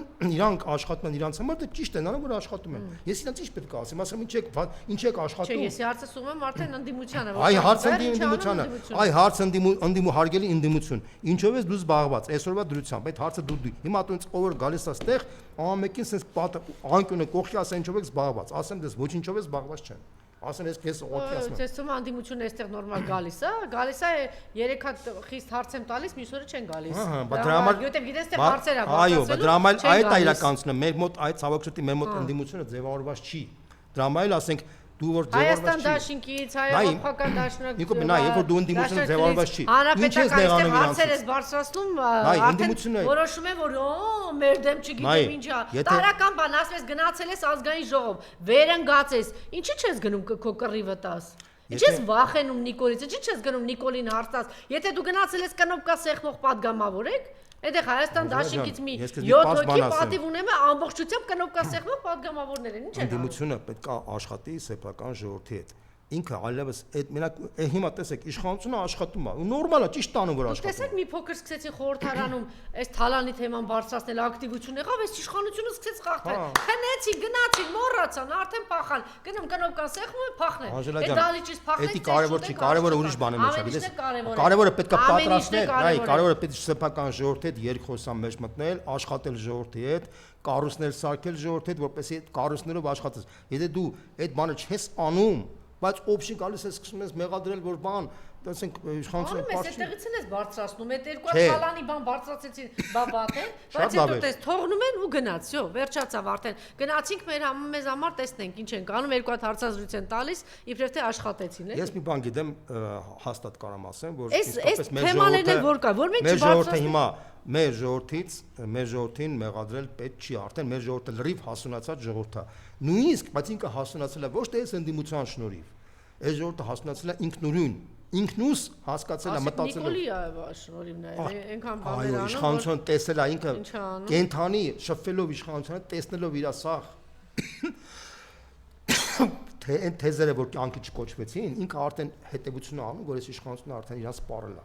Այս ընդդիմությունը ոչ մի անով օգուտ չի տվել իրան։ Էսի դա հաստատ եմ, ասենց ասեմ ես։ Ու ես կարծում եմ, որ հաջորդ անգամ իշխանապողությունը իսկապես պահանջ լինելու, որ իսկապես այդ իշխանապողության ժամանակ արդեն մարդիկ կտեսնեն թե ով է։ Շատ լավ։ Լավրովը եկավ, մենք առաջ չենք ունեցել խոսելու։ Եկավ եւ տեսեք այնտեղ հարցեր կար, որ էլի փորձում էին ամեն ինչ անել, որ Ռուսաստանն է թողել, Ռուսաստանն է դավաճանել, թեպետ պատասխանը տվեց։ Հետաքրիր է, որ Պաշտպանության նախարարը 3 էր, թե 3 չառաջ ասած լավ չեմ հիշում, որ ասեց այո, այդ վտանգը դեռ կա, Սյունիքի բան ինչով է պայմանավորված էս։ Մանշալա ջան, Սյունիքի վտանգը որ կա, մենք դի Պաշտպանության նախարարը ասի։ Այդ առաջինը դրա մասին արդեն ասում են ռուսները, դրա մասին ասում է Պարսկաստանի պաշտպանության նախարարը, դրա մասին ասում է Միացյալ Նահանգների պետքարտուղարը, այդքան բանից հետո մեր պաշտպանության նախարարը ամոթից մի հատ ինքն է ասում, որ մենք միշտ ունենալու ենք Սյունիքի վտանգ։ Եթե մենք չունենք բալանսավորված ուժ, մենք այսօր թույլ ենք Թուրքիայից ու Ադրբեջանից։ Ինչքան մենք սենց մենակ մնանք, ինչքան այս մարդը մենակ է մեզ թողել, կանխը մտածված է մենակ թողել։ Ինչի է մենակ թողել, որտեղ ինքը օբյեկտիվորեն շահագրգռված չի, որ մենք Ռուսաստանի հետ դաշնակից ունենանք, որտեղ դաշնակցությունը Ռուսաստանի հետ իրան ավտոմատ թռցնելու է իշխանությունից։ Իր իշխանության պահպանման համար ինքը Հայաստանը մենակ է թողել։ Սա է ամբողջ խնդիրը, Անժելա ջան, այս ամենակենտրոնական խնդիրը սա մեջ է։ Ինքը իր իշխանությունը պահպանելու համար, որպես իր իշխանությունը չփլվի, ինքը Հայաստանը մենակ է թողել եւ Պարբերաբար ինքը սպառնալիքի տակ է մտած, Հայաստանը սպառնալիքի առաջ կանգնած։ Անընդհատ ժողովուրդը, դա բնազդորեն ժողովուրդը հասկացել է։ Բնազդորեն ժողովուրդը առանց ընդդիմության օգնության, ընդդիմությունը ոչինչով չի օգնել ժողովրդին հասկացնելու համար։ Այս ընդդիմությունը զրոյական արժեք ունի այս ժողովրդի պետության այս բանի համար։ Ինքը զրոյական արժեք ունի, ինքը իր գոյությամբ կամ չգոյությամբ ոչ մի բանով չէ տարբերվելու, որ ինքը լիներ կամ չլիներ այս պարագայում։ Ես 100% բան եմ ասում։ Այս է իրականությունը։ Հիմա Լավրովի այցի հետ կապված։ Ուրեմն դուք գիտեք, որ հիմա ռուս-ադրբեջանական հարաբերությունները լարվում են։ Ինչի են լարվում։ Ֆորմալ պատճառը տրիգերը եղավ այն ինքնատիռի բանը, կատաստրոֆան, որ եղավ, երբ որ մեղադրեցին ռուսական կողմն էլ ներեգություն խնդրեց, Պուտինը ներեգություն խնդրեց, բայց իրանք ասին, որ դա քիչ է, պետք է պաշտոնական ներեգություն լինի եւ պետք է մեծ կոմպենսացիաներ լինի, որից ռուսները հրաժարվեցին։ Բայց դա իմ կարծիքով պատրվակ էր։ Ավելի առանցքային գլխավորը այն էր, որ Իլհամ Ալիևը որոշել է ռազմավարական իմաստով փոխել Ադրբեջանի վեկտորը։ Այո։ Ինքը արդեն հայտարարում է, որ ինքը ոչ թե 10 միլիոնանոց Ադրբեջանի ղեկավարն է, այլ ինքը արդեն 170 միլիոնանոց թուրքական աշխարհի լիդերներից մեկն է։ Մեկ Էրդողանն է, մյուսը ինքն է։ Այսինքն ինքը համարում է, որ ինքը արդեն 170 միլիոն թուրքերի մանից է խոսում։ Ինքը մտածում է, եթե Պուտինը 140 միլիոն, 150 միլիոնոց Ռուսաստանն է ներկայացնում, ինքն էլ 170 միլիոնոց թուրքական աշխարհը ներկայացնում, ուրեմն պետք է մենք գոնե հավասարի պես լինենք։ Ինքը իր մտածողությունն է ասում։ Նաև այդ Պակիստանի վարչապետը, տեսեք այդ հայտարարությունները, ինչ Արցախից ինչ հայտարարություններ եղան։ Հիմա ասեմ ինչ հետևանքներ։ Ինչ եմ ասում, անցած անգամ դրա մասին խոսում էինք, չէ՞ որ մենք էլ կարող ենք Հնդկաստանի այս բանը ասել։ Հիմա մի կողմ թողնենք մեզ էլի, մեզ էլ մենք ինչեւ մեզ գալա, մենք պետք է մի հատ խելքի գանք, նոր քննարկենք թե Հնդկաստանով աշխատենք, թե մանով Ավստրալիայով աշխատենք։ Ես առաջարկում եմ մինչև այս իշխանապողությունը ես չեմ ոչ մի բան հերանեկար չեմ տեսնում, որովհետև այս մարդկանց միջոցով ոչ մի բան հնարավոր չի աշխատել։ Ոչ մի բան։ Այս պարագայում Հայաստանը, եթե իշխանապողություն լինի, Հայաստանում ձևավորվեց նորմալ իշխանություն, այդ ժամանակ արդեն պետք է կոոպերացիա լինի եւ Ռուսաստանի հետ, եւ Իրանի հետ, եւ Հնդկաստանի հետ, եւ Հունաստանի հետ։ Լավ, գանք թեմային նկարտումները։ Եվ Չինաստանի հետ, այնտեղ Չինաստանի, Հնդկաստանի խնդրեմ կա, բավականին նուրբ աշխատանք է պետք տարվել, բայց դա առանձին թեմա է, էլի։ Հիմա Ալիևին գանք։ Հիմա Ալիևի հարաբերությունները իմ տպավորությամբ, իմ կանխատեսումով սրընթաց վատանալու են Ռուսաստանի հետ։ Սրընթաց, որովհետեւ ինքը Արդեն Ղարաբաղը մարսել է, ինքը չկա էլ արդեն Ղարաբաղ, ինքը արդեն անկախ է Ռուսաստանից, ինքը Թուրքիայի գործոնը ուժեղացրել է։ Հիմա ռուսները ակնարկում են, որ մենք բացի Ղարաբաղից ունենք երկրորդ գործոնը, քո սփյուռքը, որ կա Ռուսաստանում։ Այսինքն այն ադրբեջանցիները, որ ապրում են Ռուսաստանում, այդ ադրբեջանցիները մեր պատանդն են, իրանք արդեն չեն էլ թաքցնում դա ասում են, եթե դու Ուկրաինային համարում ես ռազմավարական գործընկեր եւ օգնություն ես տալիս, քո դիասպորան ստեղ Գոտ Նիսանովներով, Ալեկպերովներով, բաներով հսկայական փողեր են աշխատում Ռուսաստանում եւ քեզ փողը փոխանցում են։ Փաստորեն ստացվում է, որ մեր օլիգարխները ադրբեջանական ծագումով անուղակի Ուկրաինային են ֆինանսավորում։ Հասկանում ես, չէ՞, ինչ նախնդիրը։ Հիմա իրանց մոտ առաջացել է վեճ։ Ինչ անենք Ադրբեջանի հանդեպ։ Առաջի քայլը որ արեցին, հիմա որոշում են կայացրել, իդեպ ասեմ ձեզ, որ Ռուսաստանը մոտ ժամանակներս որոշում կկայացնի Ղարաբաղցիներին մեծ հումանիտար օգնություններ տալ։ Դա մեսիջ է, որ մենք հիշում ենք Ղարաբաղցիներին, քանի որ Ադրբեջանը հիշում է Ուկրաինային, մենք էլ հիշենք Ղարաբաղցիներին։ Դա առաջի քայլն է։ Հաջորդ քայլը արդեն կարող է Ղարաբաղի այսօրվա Հայաստանում ներկայացուցին կանչեն հրավիրեն Մոսկվա, օրինակ եմ ասում։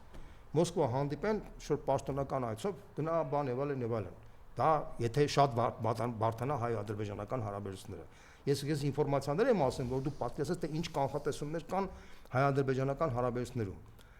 Բայց դրա մյուս կողմը այն է, որ Ադրբեջանը շատ ավելի սրվելու է Հայաստանի նկատմամբ, դա շատ պարզ է։ Այսինքն Ադրբեջանը ասել է թե դու իմ հետ շատ սրվեցի, ես Հայաստանին ջարդելու եմ։ Բայց ռուսներն ասում են թե դու ջարդես Հայաստանը, մենք քանի որ ֆորմալ իմաստով անկախ Նիկոլ Փաշինյանից մենք դաշնակցային թուղթ ունենք, այդ թղթի հիման վրա մենք կանանք մտնենք քեզ ջարդենք։ Այսինքն առաջացել է շատ մի հատ փխրուն իրավիճակ, այդ փխրուն իրավիճակից մենք ոչինչ չենք օգտվելու։ Միակ բանը որ կօգտվեն մեր Ղարաբաղցի փախստականները, որոնք իրանք օգնություն կստանան, որտեղ այս խաղից միակ քյարը կլինի սա։ Որպես պետություն մենք ոչ մի բան չի, մենք պետքա մինչև չփոխենք այս մարդկանց, որտեղ այս մարդիկ վիրուս են մեր երկրի պետականության ցած։ Դրանք քաղաքական վիրուս են, որոնք իրանք այս իշխանության մեջ փաստացի իրանք գործողություններով, տրամաբանությամբ, իրանք շահերով, իրանք օբյեկտիվորեն թույլ չեն տալի, որ պետությունը ամրապնդվի ունենա դաշնակից։ Իրանք շահավետ չի դա, անձամբ իրանք իշխանությունը շահավետ չի։ Հասկանում ես, ստեղ ոչ թե Փաշինյանի կամ Պուտինի հարաբերություններն են վատ կամ չգիտեմ ինչն էլ վատ։ Պարզապես Պուտինի շրջապատը որոշում է կայացրել, որ այս մարդը իրանք գցել է, իսկ իրանք շատ վատ են նայում այս մարդկանց։ Այս մարդը գիտեմ, որ իրանք գցել են իրան, որտեղ Ղարաբաղը որ գցել են, իրանք մենակ մեզ չեն գցել, իրանք ռուսներն են գցել։ Հասկանում ես ինչ նախնդիրը։ Բայց ցինիզմը ինչի մեջ է, իրանք գցել են ռուսներին, բայց ժողովրդին տարածել են, որ դե ռուսներն են մեղավոր, որ մենք Ղարաբաղը հանձնել ենք ադրբեջանցիներին։ Սենց Գեբելսյան քարոշչա մեքենա, մեկ էլ նացիստական Գերմանիայում է գնացել, մեկ էլ հիմա գնում է արևմուտքի կողմից ասենք Մոլդովայում, Ռումինիայում, բանում եւ այլն։ Ես մի հատ օրինակ բերեմ, Մոլդովայում Մայա Սանդում, որ դժվարությամբ դարձավ նախագահ, չէ՞։ Գիտես քանի լրատվամիջոցը փակել, պաշտոնապես։ Թիվը կարամ 70 հատ։ 70 հատ լրատվամիջոց պաշտոնապես փակել է։ Եվ այդ Մայա Սանդուն, որին աջակցում է Մակրոնը, Մերցը, չգիտեմ, Ստարմերը եւ այլն, էլի դրանք եւ այդ մարդիկ խոսում են դեմոկրատական արժեքներից, դեմոկրատական Եվրոպայից բան եւ դա արդեն ամբողջ աշխարհի համար պարզ է, որ այս մարդիկ դեմոկրատիան արդեն ոնց որ Բրեժնևը այլասերեց կոմունիզմը, չէ՞, կոմունիստական արժեքներով սկզբից հավատում էին, հետո եկավ Բրեժնևը վերջնականապես վերջի քարը դրեց այլասերման բանի, կոմունիզմի վրա իր թալանչիական կոռումպացված համակարգով, բան հետո Գորբաչովը եկավ փոխել, բայց փլվեց այդ կոմունիստական։ Հիմա այդ այսպես ասած գլոբալիստական դեմոկրատական այդ համակարգը վերջին ժամանակներն է ապրում իրա։ Շատ լավ։ Մարտի 1-ի շահարկումը ինչ որ բան տալու է Նիկոլին, թե այլևս սպառված թեմա է։ 0։ Այո, որովհետև մարտի 1-ի այսինքն տանել դատարան նախագահին, բան։ Դե դրանք սա, դա գիտես ինչ արդեն հանրային գիտակցության մեջ արդեն չի ազդում։ Եթե մարտի 1-ի արդյունքում զոհվել է 10 մարդ, պատերազմի արդյունքում զոհվել է 5000 մարդ։ Հիմա 5000 մարդ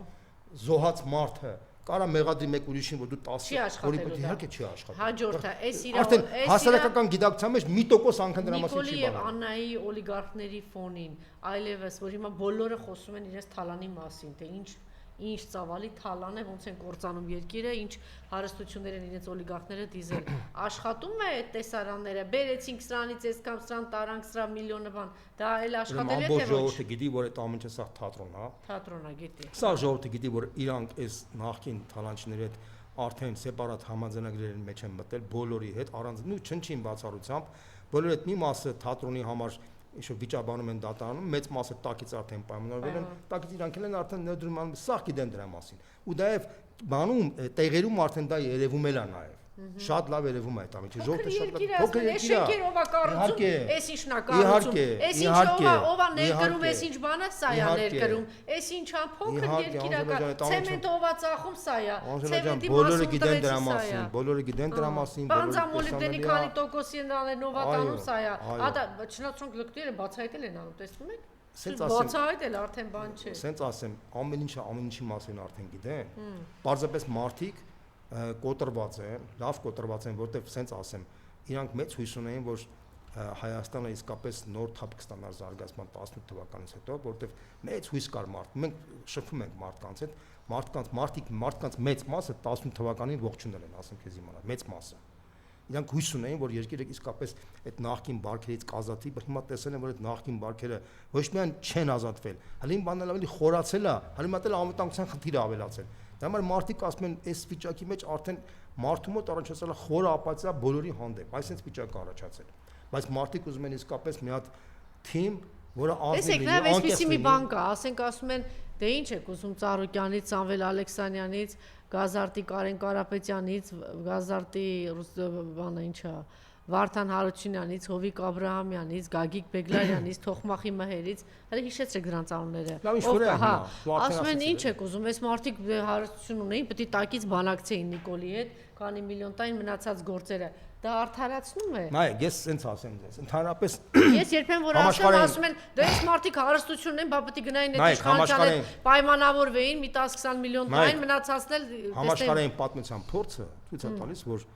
Օրինակ Հարավային Կորեայի մոդելը զարգացման ցույց տվեց հետևյալ տարբերակը, որ դու չես կարող այդ մարդկանց փողերը սաղ վերցնես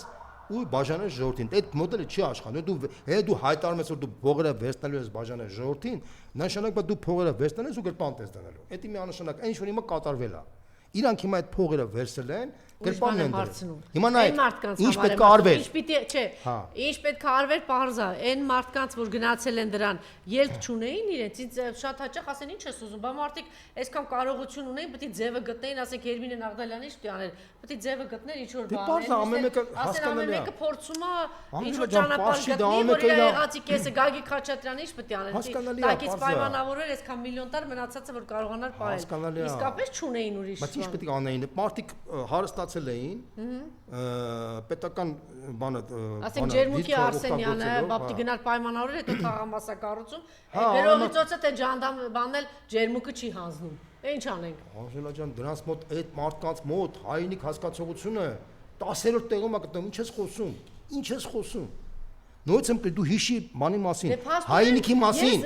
հայինիքի նայ ասեմ, աշխարհի ես քեզ մոտ խաղի կանոն ասեմ, հայինիքի մասին, մտածում եմ մենակ միջին խավը, հարուստ մարդիկ եւ աղքատ մարդիկ հայինիքի զգացողություն չունեն, աղքատ մարդը չունի, որտեղ ինքը սոցիալական բաների մեջ չգրված է, հարուստ մարդը, որտեղ ինքը աշխարհը քաղաքացի է, ինքը տուն ունի եւ Հայաստանում եւ Վրաստանում եւ Էմիրատներում եւ Ամերիկայում եւ Եվրոպայում, ինքը ամենտեղ կարա գնա ապրի, plus իր համար հայինիքը պայմանական կատեգորիա է դարձել։ Նույն աղքատ մարդը, քանի որ ոչինչ չունի, այն բանը ինչի պրոլետարիատը, բանը ինչի Լենինը հենվեց հենց աղքատ մարդկանց վրա, որ ասել բան շղթաների բացի ոչինչ չունի, որտեղ այդ աղքատ մարդու համար հայինիքի հասկացողություն չկա։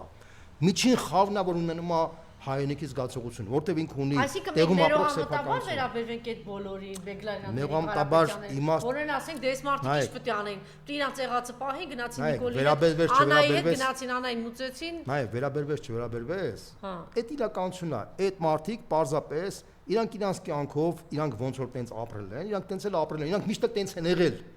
Պարզապես ապագա Հայաստանում իրանց անուն ազգանում այլ որ ոչ մտեղ չի լինելու։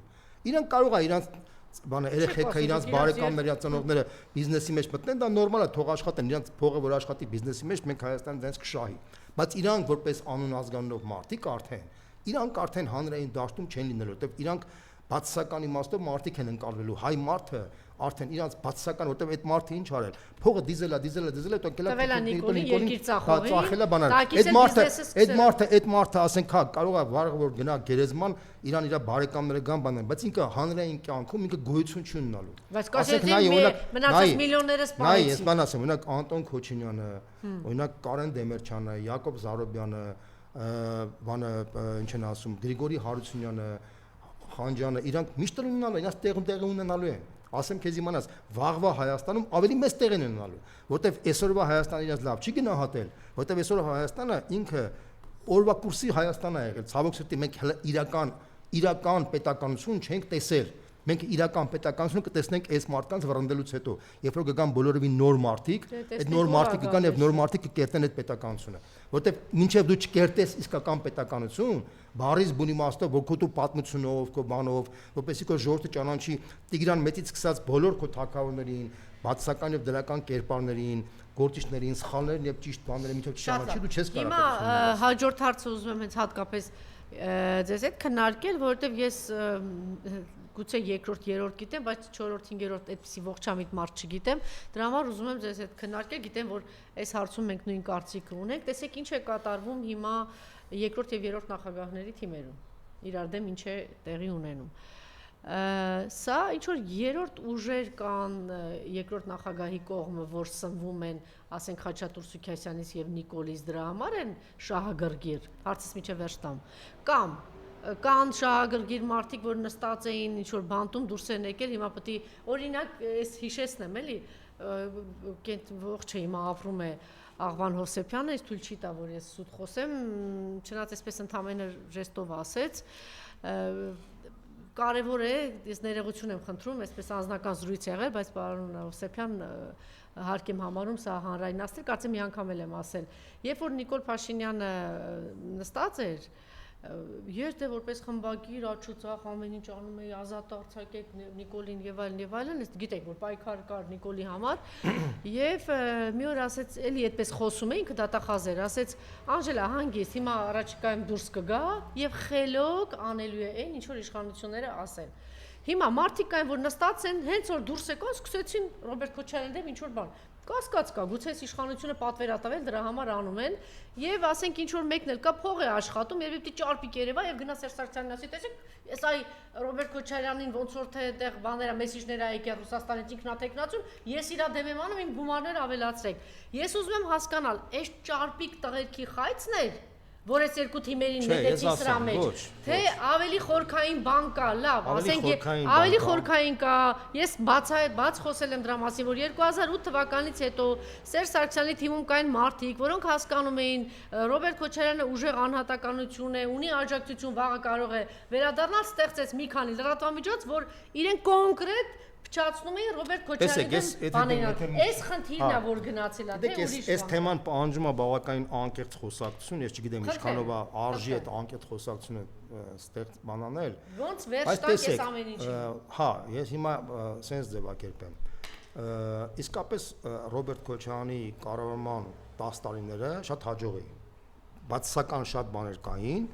եւ ես նկատի ունեմ եւ հոկտեմբերի 27-ը եւ մարտի 1-ը եւ բազմաթիվ բռնաճնշումներ կային։ Պատասխանատու Նիկոլներ իր Լևոն Տեր-Պետրոսյանով։ Իրա կառավարման, բայց իրա կառավարման ժամանակ եթե մենք տեսնում ենք ընդհանուր երկրի զարգացման տեսակետից, տնտեսական զարգացում, օրինակ ես թվեր եմ ասում, բյուջեն մեծացավ 8 անգամ։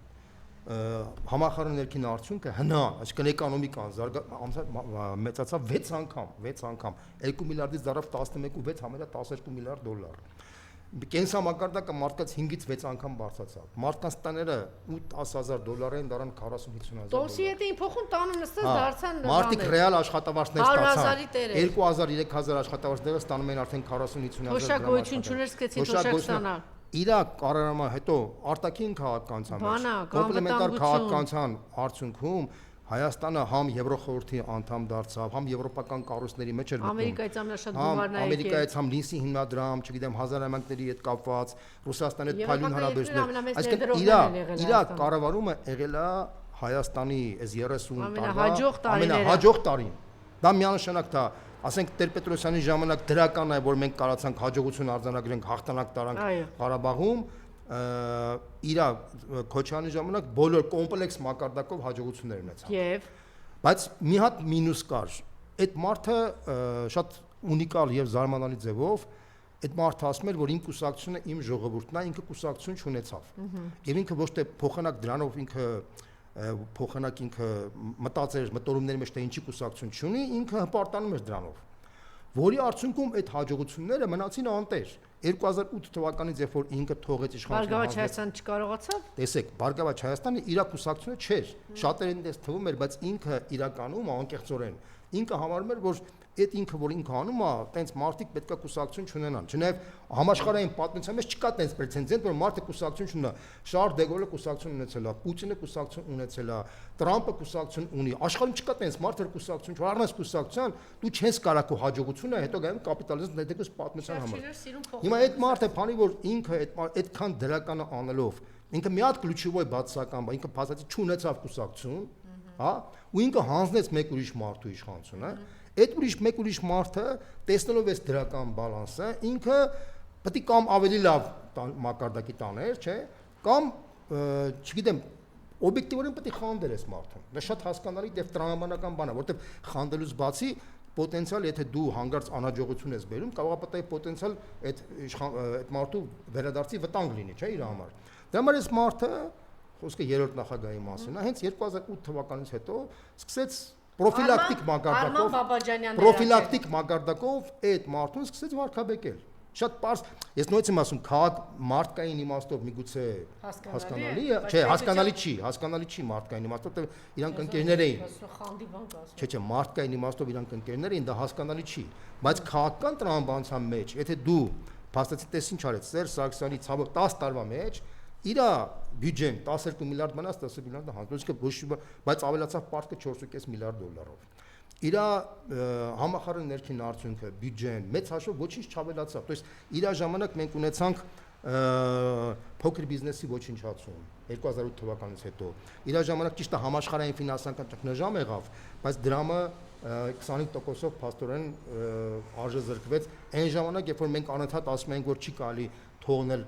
բանը դրամը sense չի կարելի թողնել արհեստական պահել, մոտավորապես $800 միլիոն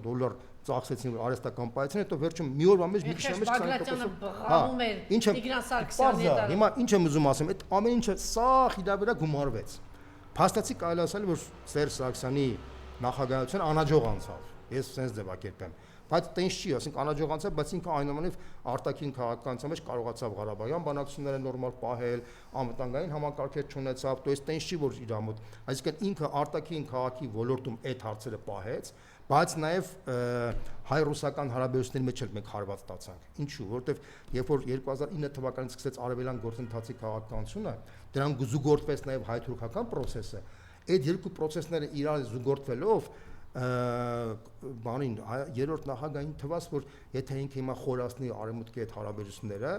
ապա դրանով Հայաստանը ավելի կլայնի իր բանը, բայց դա սխալ հաշվարկ էր, որի արդյունքում Ռուսաստանը ըստ էության Ռուսաստանն իր մեղքը ունի, որտեղ Ռուսաստանը փոխանակ հրապարակային հասարակությունների հետ նաև աշխատի, ինքը մենակ կուլուարների է աշխատել, մենակ կուլիսային աշխատել, ինքը որի արդյունքում տեսնելով որ Հայաստանը շեղվում է դեպի արևմուտք, ինքը սկսեց ակտիվորեն զինել Ադրբեջանին։ Ակտիվորեն զինեց Ադրբեջանին եւ ասեմ ձեզ 2013 թվականին օգոստոսի 20-ին կնքեց ավելի քան $5 միլիարդ զենք 20 զենք զինամթերքի մատակարարման պայմանագրեր։ $5 միլիարդ։ Այսինքն սա պատասխաններ Սերժ Սարգսյանի եւ քաղաքականության։ Սա եւ քաղաքականություն ասեմ ձեզ։ Սա ռայք Ռուսաստանը ոչ թե եւ քաղաքականություն էր։ Տեսեք Ռուսաստանը, հա,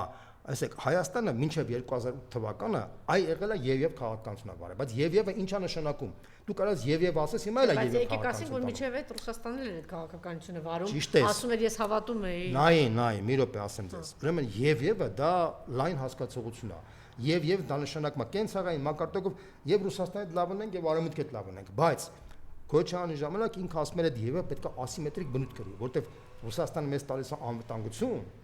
եւ ինքը օբյեկտիվորեն ավելի շատ է ներկայացված տնտեսության մեջ, որտեվ ինքը հարևան երկիր է, քան արևմտյան երկրները, բայց արևմուտքից մենք պետք է ստանանք տեխնոլոգիաներ, բաներ եւ այլն եւ այդ փոխլրացման քաղաքականությունը շատ հաջող էր գնում։ Ընդ որում ասեմ, որ նույն Քոչարյանի ժամանակ մենք ՆԱՏՕ ետել ենք համագործակցություն շատ ակտիվ մակարդակով, հետո այն ժամանակ Ռուսաստանի եւ Արևմուտքի հարաբերությունները այդքան լարված չէին։ Այսինքն քանի որ դու լարված չէին, դու կարող էիր լուրջ մեծացնել։ Հիմա որ հետո որ լարվեցին 2009 թվականից հետո հատկապես 2014-15 թվականից հետո որ լարվեցին, այդ լուֆտը արդեն նեղացավ։ Այդ լուֆտը որ նեղացավ, օրինակ երբ որ ասոցիացիայի համաձայնագիրը գնում Վրաստանի Ուկրաինայի, հիշում ես, Հայաստանը այդ փաթեթի հետ գնում էր բանի, սա այնքան պարզ էր որ դու պետք է չգնայր այդ փաթեթի մեջ։ Իմ համար շատ պարզ էր։ Մեր իմ ընկերներդ այն ժամանակ մենք քննադատում ենք Սերժ Սարգսյանից, մենք սա տանելու է դեպի մենք շատ վտանգավոր ճանապարհի։ Ինքը ինչ արեց, մինչև 2013 թվականի սեպտեմբերի 1-ը տանում էր մի քաղաքականություն, հետո մի գիշերվա մեջ 170 փոխեց այս մի քաղաքականությունը, ստիպված փոխեց, որովհետև տեսնելով որ բացացի Կարաստանը այն հարվածը, որը ստացավ հետո Նիկոլ Փաշինյանը, ինքը տեսնելով դա ինքը փոխեց։ Այսինքն ինչ եմ ուզում ասեմ, ես չեմ կարող ասեմ թե ինչ պատճառով։ Այդ մարդու խորհրդականները, թե օգնականները չեմ կարող ասեմ։ Այն մարդու օգնականները խորհրդականները ավելի խելամիտ էին, թե ավելի խելոք էին, թե այդ մարդները ավելի խելոք չեմ ուզում։ Հիմա կան այդ հարաբերությունը Սերժ Սարգսյանի եւ Ռոբերտ Քոչարյանի։ Սերժ Սարգսյանի այդ անհաջողությունները ինքը կոմպենսացնում էր երկրորդ նախագահային, այսպես ասած վարկաբեկելով ու սա բոլորս էլ գիտենք դրա մասին, բոլորս էլ հասկանում ենք, բոլորս էլ տեսել ենք այդ ամեն ինչը, այդ տարիներ շարունակ այդ մարդու վրա բոլոր այդ միֆերը տարածում էին։ Հիմա այդ մարդը փոխանակ ինքը հակադրեր, այդ ամեն ինչը ոչ մի բան չէր անում։ Այսինքն մի հատ հայտարարություն անում ասում էր մերժում են բաներում ոչ մի ու գնում էր տուն, այսինքն փաստացի կարելի ասել որ միակողմանի արևմտյան շրջանակները երրորդ նախագահի կողմնակիցները հետևողականորեն տանում են մի հատ քարոզ, հակակոչարանական քարոզ են։ Այդ մարդը փոխանակ բանաներ այսպես ասած հակառակ բանը սարքին ոչինչ չարեց։ Այո։ Բայց այդ ոչինչ որ չարեց ով էր մեղավոր դրա մեջ։ Ռոբերտ Քոչարյանը։ Իհարկե։ Հիմա տեսեք ինքը ոչինչ չարեց։ Եվ իր թիմը, եթե թիմ ուներ։ Ինքը չէր կարող թիմ ունենալ, որտեղ ինքը հայտարարում էր որ իմ կուսակցությունը իմ ժողովուրդն է։ Եթե մարդը հայտարարում է տենց բան, երբ որ ինքը գնում է Աստավկայի, ինքը չի կարող ունենալ արդեն թիմ, որտեղ ինքը չունի կուսակցություն։ Հասկացեք, օրինակ Սերժ Սարգսյանը գնացել է Աստավկա, չէ, բայց ինքը ունի կուսակցություն։ Տեր-Պետրոսյանը ուներ կուսակցություն, չէ։ Ոնց ասեմ, ես ցանկացած քաղաքական ուժ ունի կուսակցություն, ինքը չուներ կուսակցություն։ Լավ, եկավ հասավ այդ վիճակին, հիմա ինչ վիճակին եք ես հիմա վիճակ, հետո հիմա տեսեք։ Հիմա իշխանությունը ստացվեց իրավիճակ, որ տեսեք, ստացվեց իրավիճակ, որ փաստացի Ռոբերտ Քոչյանը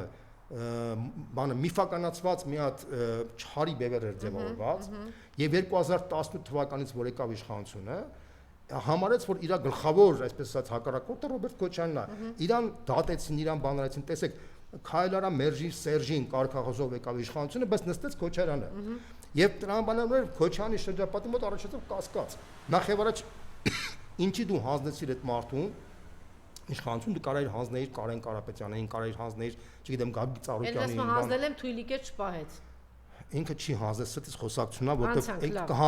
Կարեն Կարապետյանը պետք է հանձներ, նախապես պետք է հանձներ, ոչ թե վերջի պահին ասենք, երբ որ 100,000-ից միտինգ է, ում էլ որ հանձներ, ուզում է բանը Շարլ դե Գոլին հանձներ, մեկը Շարլ դե Գոլը չէր պահել։ Կարող է Կարեն Կարապետյանը խելամիտ լիներ։ Անժելա ջան, հիմա եկեք հիմա չէ, եթե ընտրություն, ասել հենց հիմա մենք կազմակերպենք ընտրություններ չէր աշխատի։ Երբ որ փողոցում կանած 100,000 մարդ, անիմաստ դրա մասին անլուրջ է եւ անհավատ։ Գալիս է այս թեմային։ Հիմա նայեք, կասկածավաճառը, որ Սերժ Սարգսյանը հիմա քանի որ Քոչյանի մոտ կա նստվածք Սերժ Սարգսյանի նկատմամբ,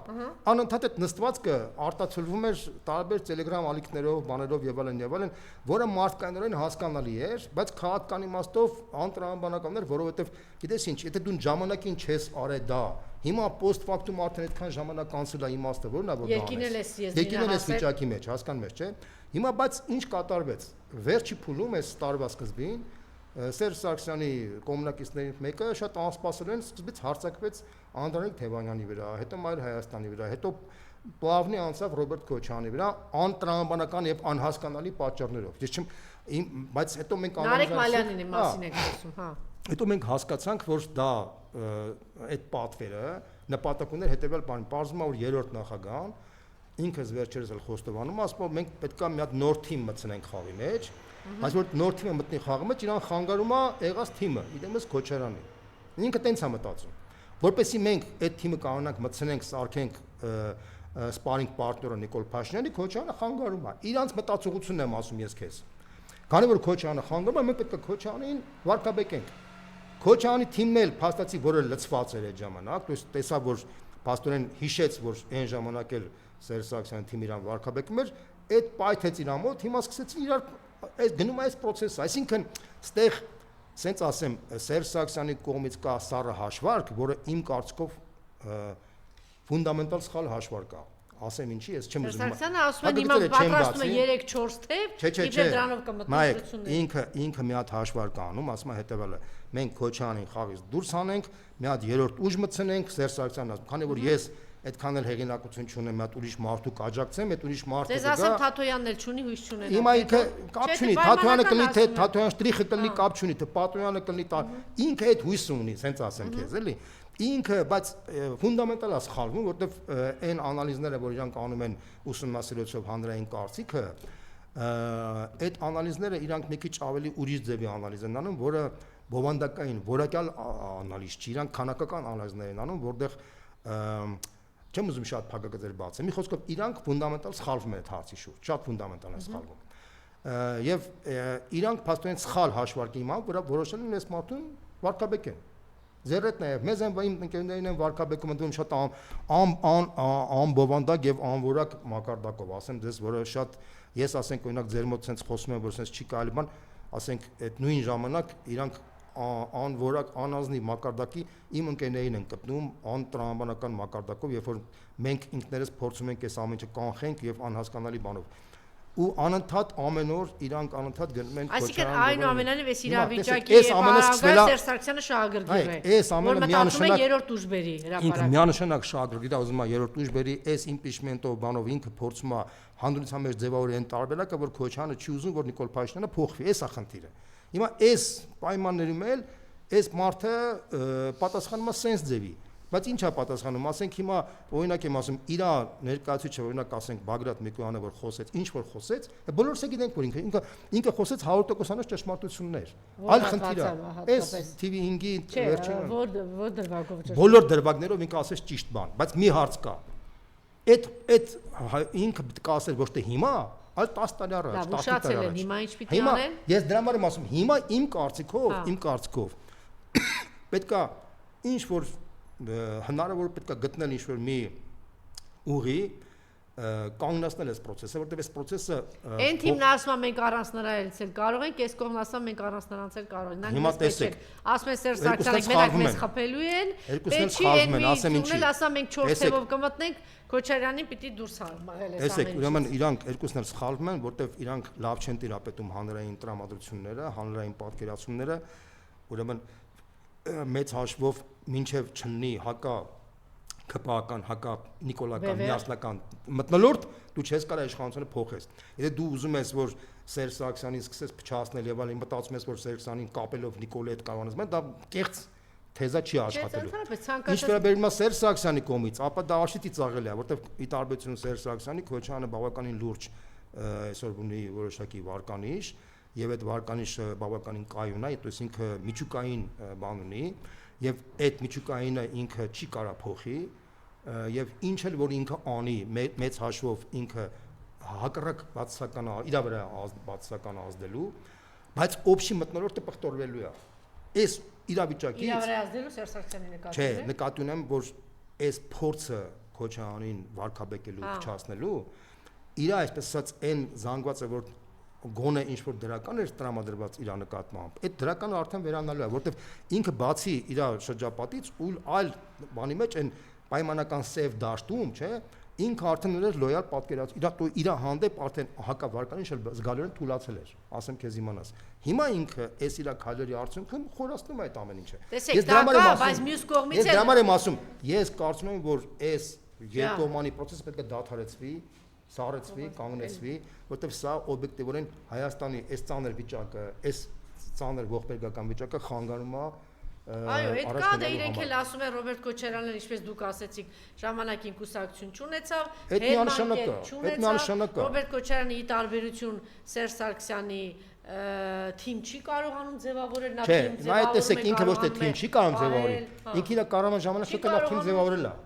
Ինքը պարզապես իր մտածողությունը հետևյալն է, եթե ես մի հատ ակտիվ process-ի մեջ եմ, ժամանակ նոր թիմ եմ ձևավորում։ Ինքը շատ լավ թիմ կարա ձևավորի, դա խնդիր չի։ Չէ, բայց դուք հիմա մենք ժամանակից խոսում ենք նրա մասին, որ վերջին պահին չի լինում։ Դու դե ժողովրդի հետ աշխատես։ Տեսեք, ես ինչ եմ ասում։ Ինքը իշխանությունից որ դուրս եկավ, Այդ ժամանակ ինքը вообще ոչ մի թիմ չձևավորեց եւ գնաց տուն, կոպիտ եմ ասում։ Ոչ ներկայի մասին եմ խոսում։ Հիմա ինչ եմ ասում։ Հիմա տեսեք, չէ, այնտեղ թերացում կա։ Հիմա եթե թիմ կա, որտեղ թիմ չկա։ Տեսեք,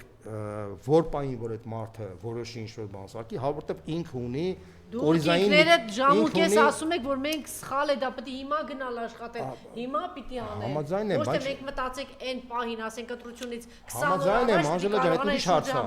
Դա այլ խնդիր է։ Ասում հետեւյալ տարբերակը, որ Սերժ Սարգսյանի ջանքերը, փորձերը այս մարդուն փորձել այս մարդուն վարկանիշի չհասնել կամ փորձել իր տեղը ինչ-որ մատման, դա ձախողվելու է, դա չի կարա լինի այդպես բան։ Ես նույնիսկ եմ ասում, եթե ես կարամ մաթեմատիկական բանաձևերով այդ մարդուն ապացուցեմ, որ դու չես կարա դա անես։ 10 տարի հաջողել եմ ես, 10 տարի վարկաբեկել։ 10 տարի վարկաբեկելը, չէ, մի րոպե ասեմ, 10 տարի վարկաբեկելը ընդունում եմ։ Եվ դրա արդյունքում էլ ասենք հիմա այս վիճակում էլ, բայց հիմա,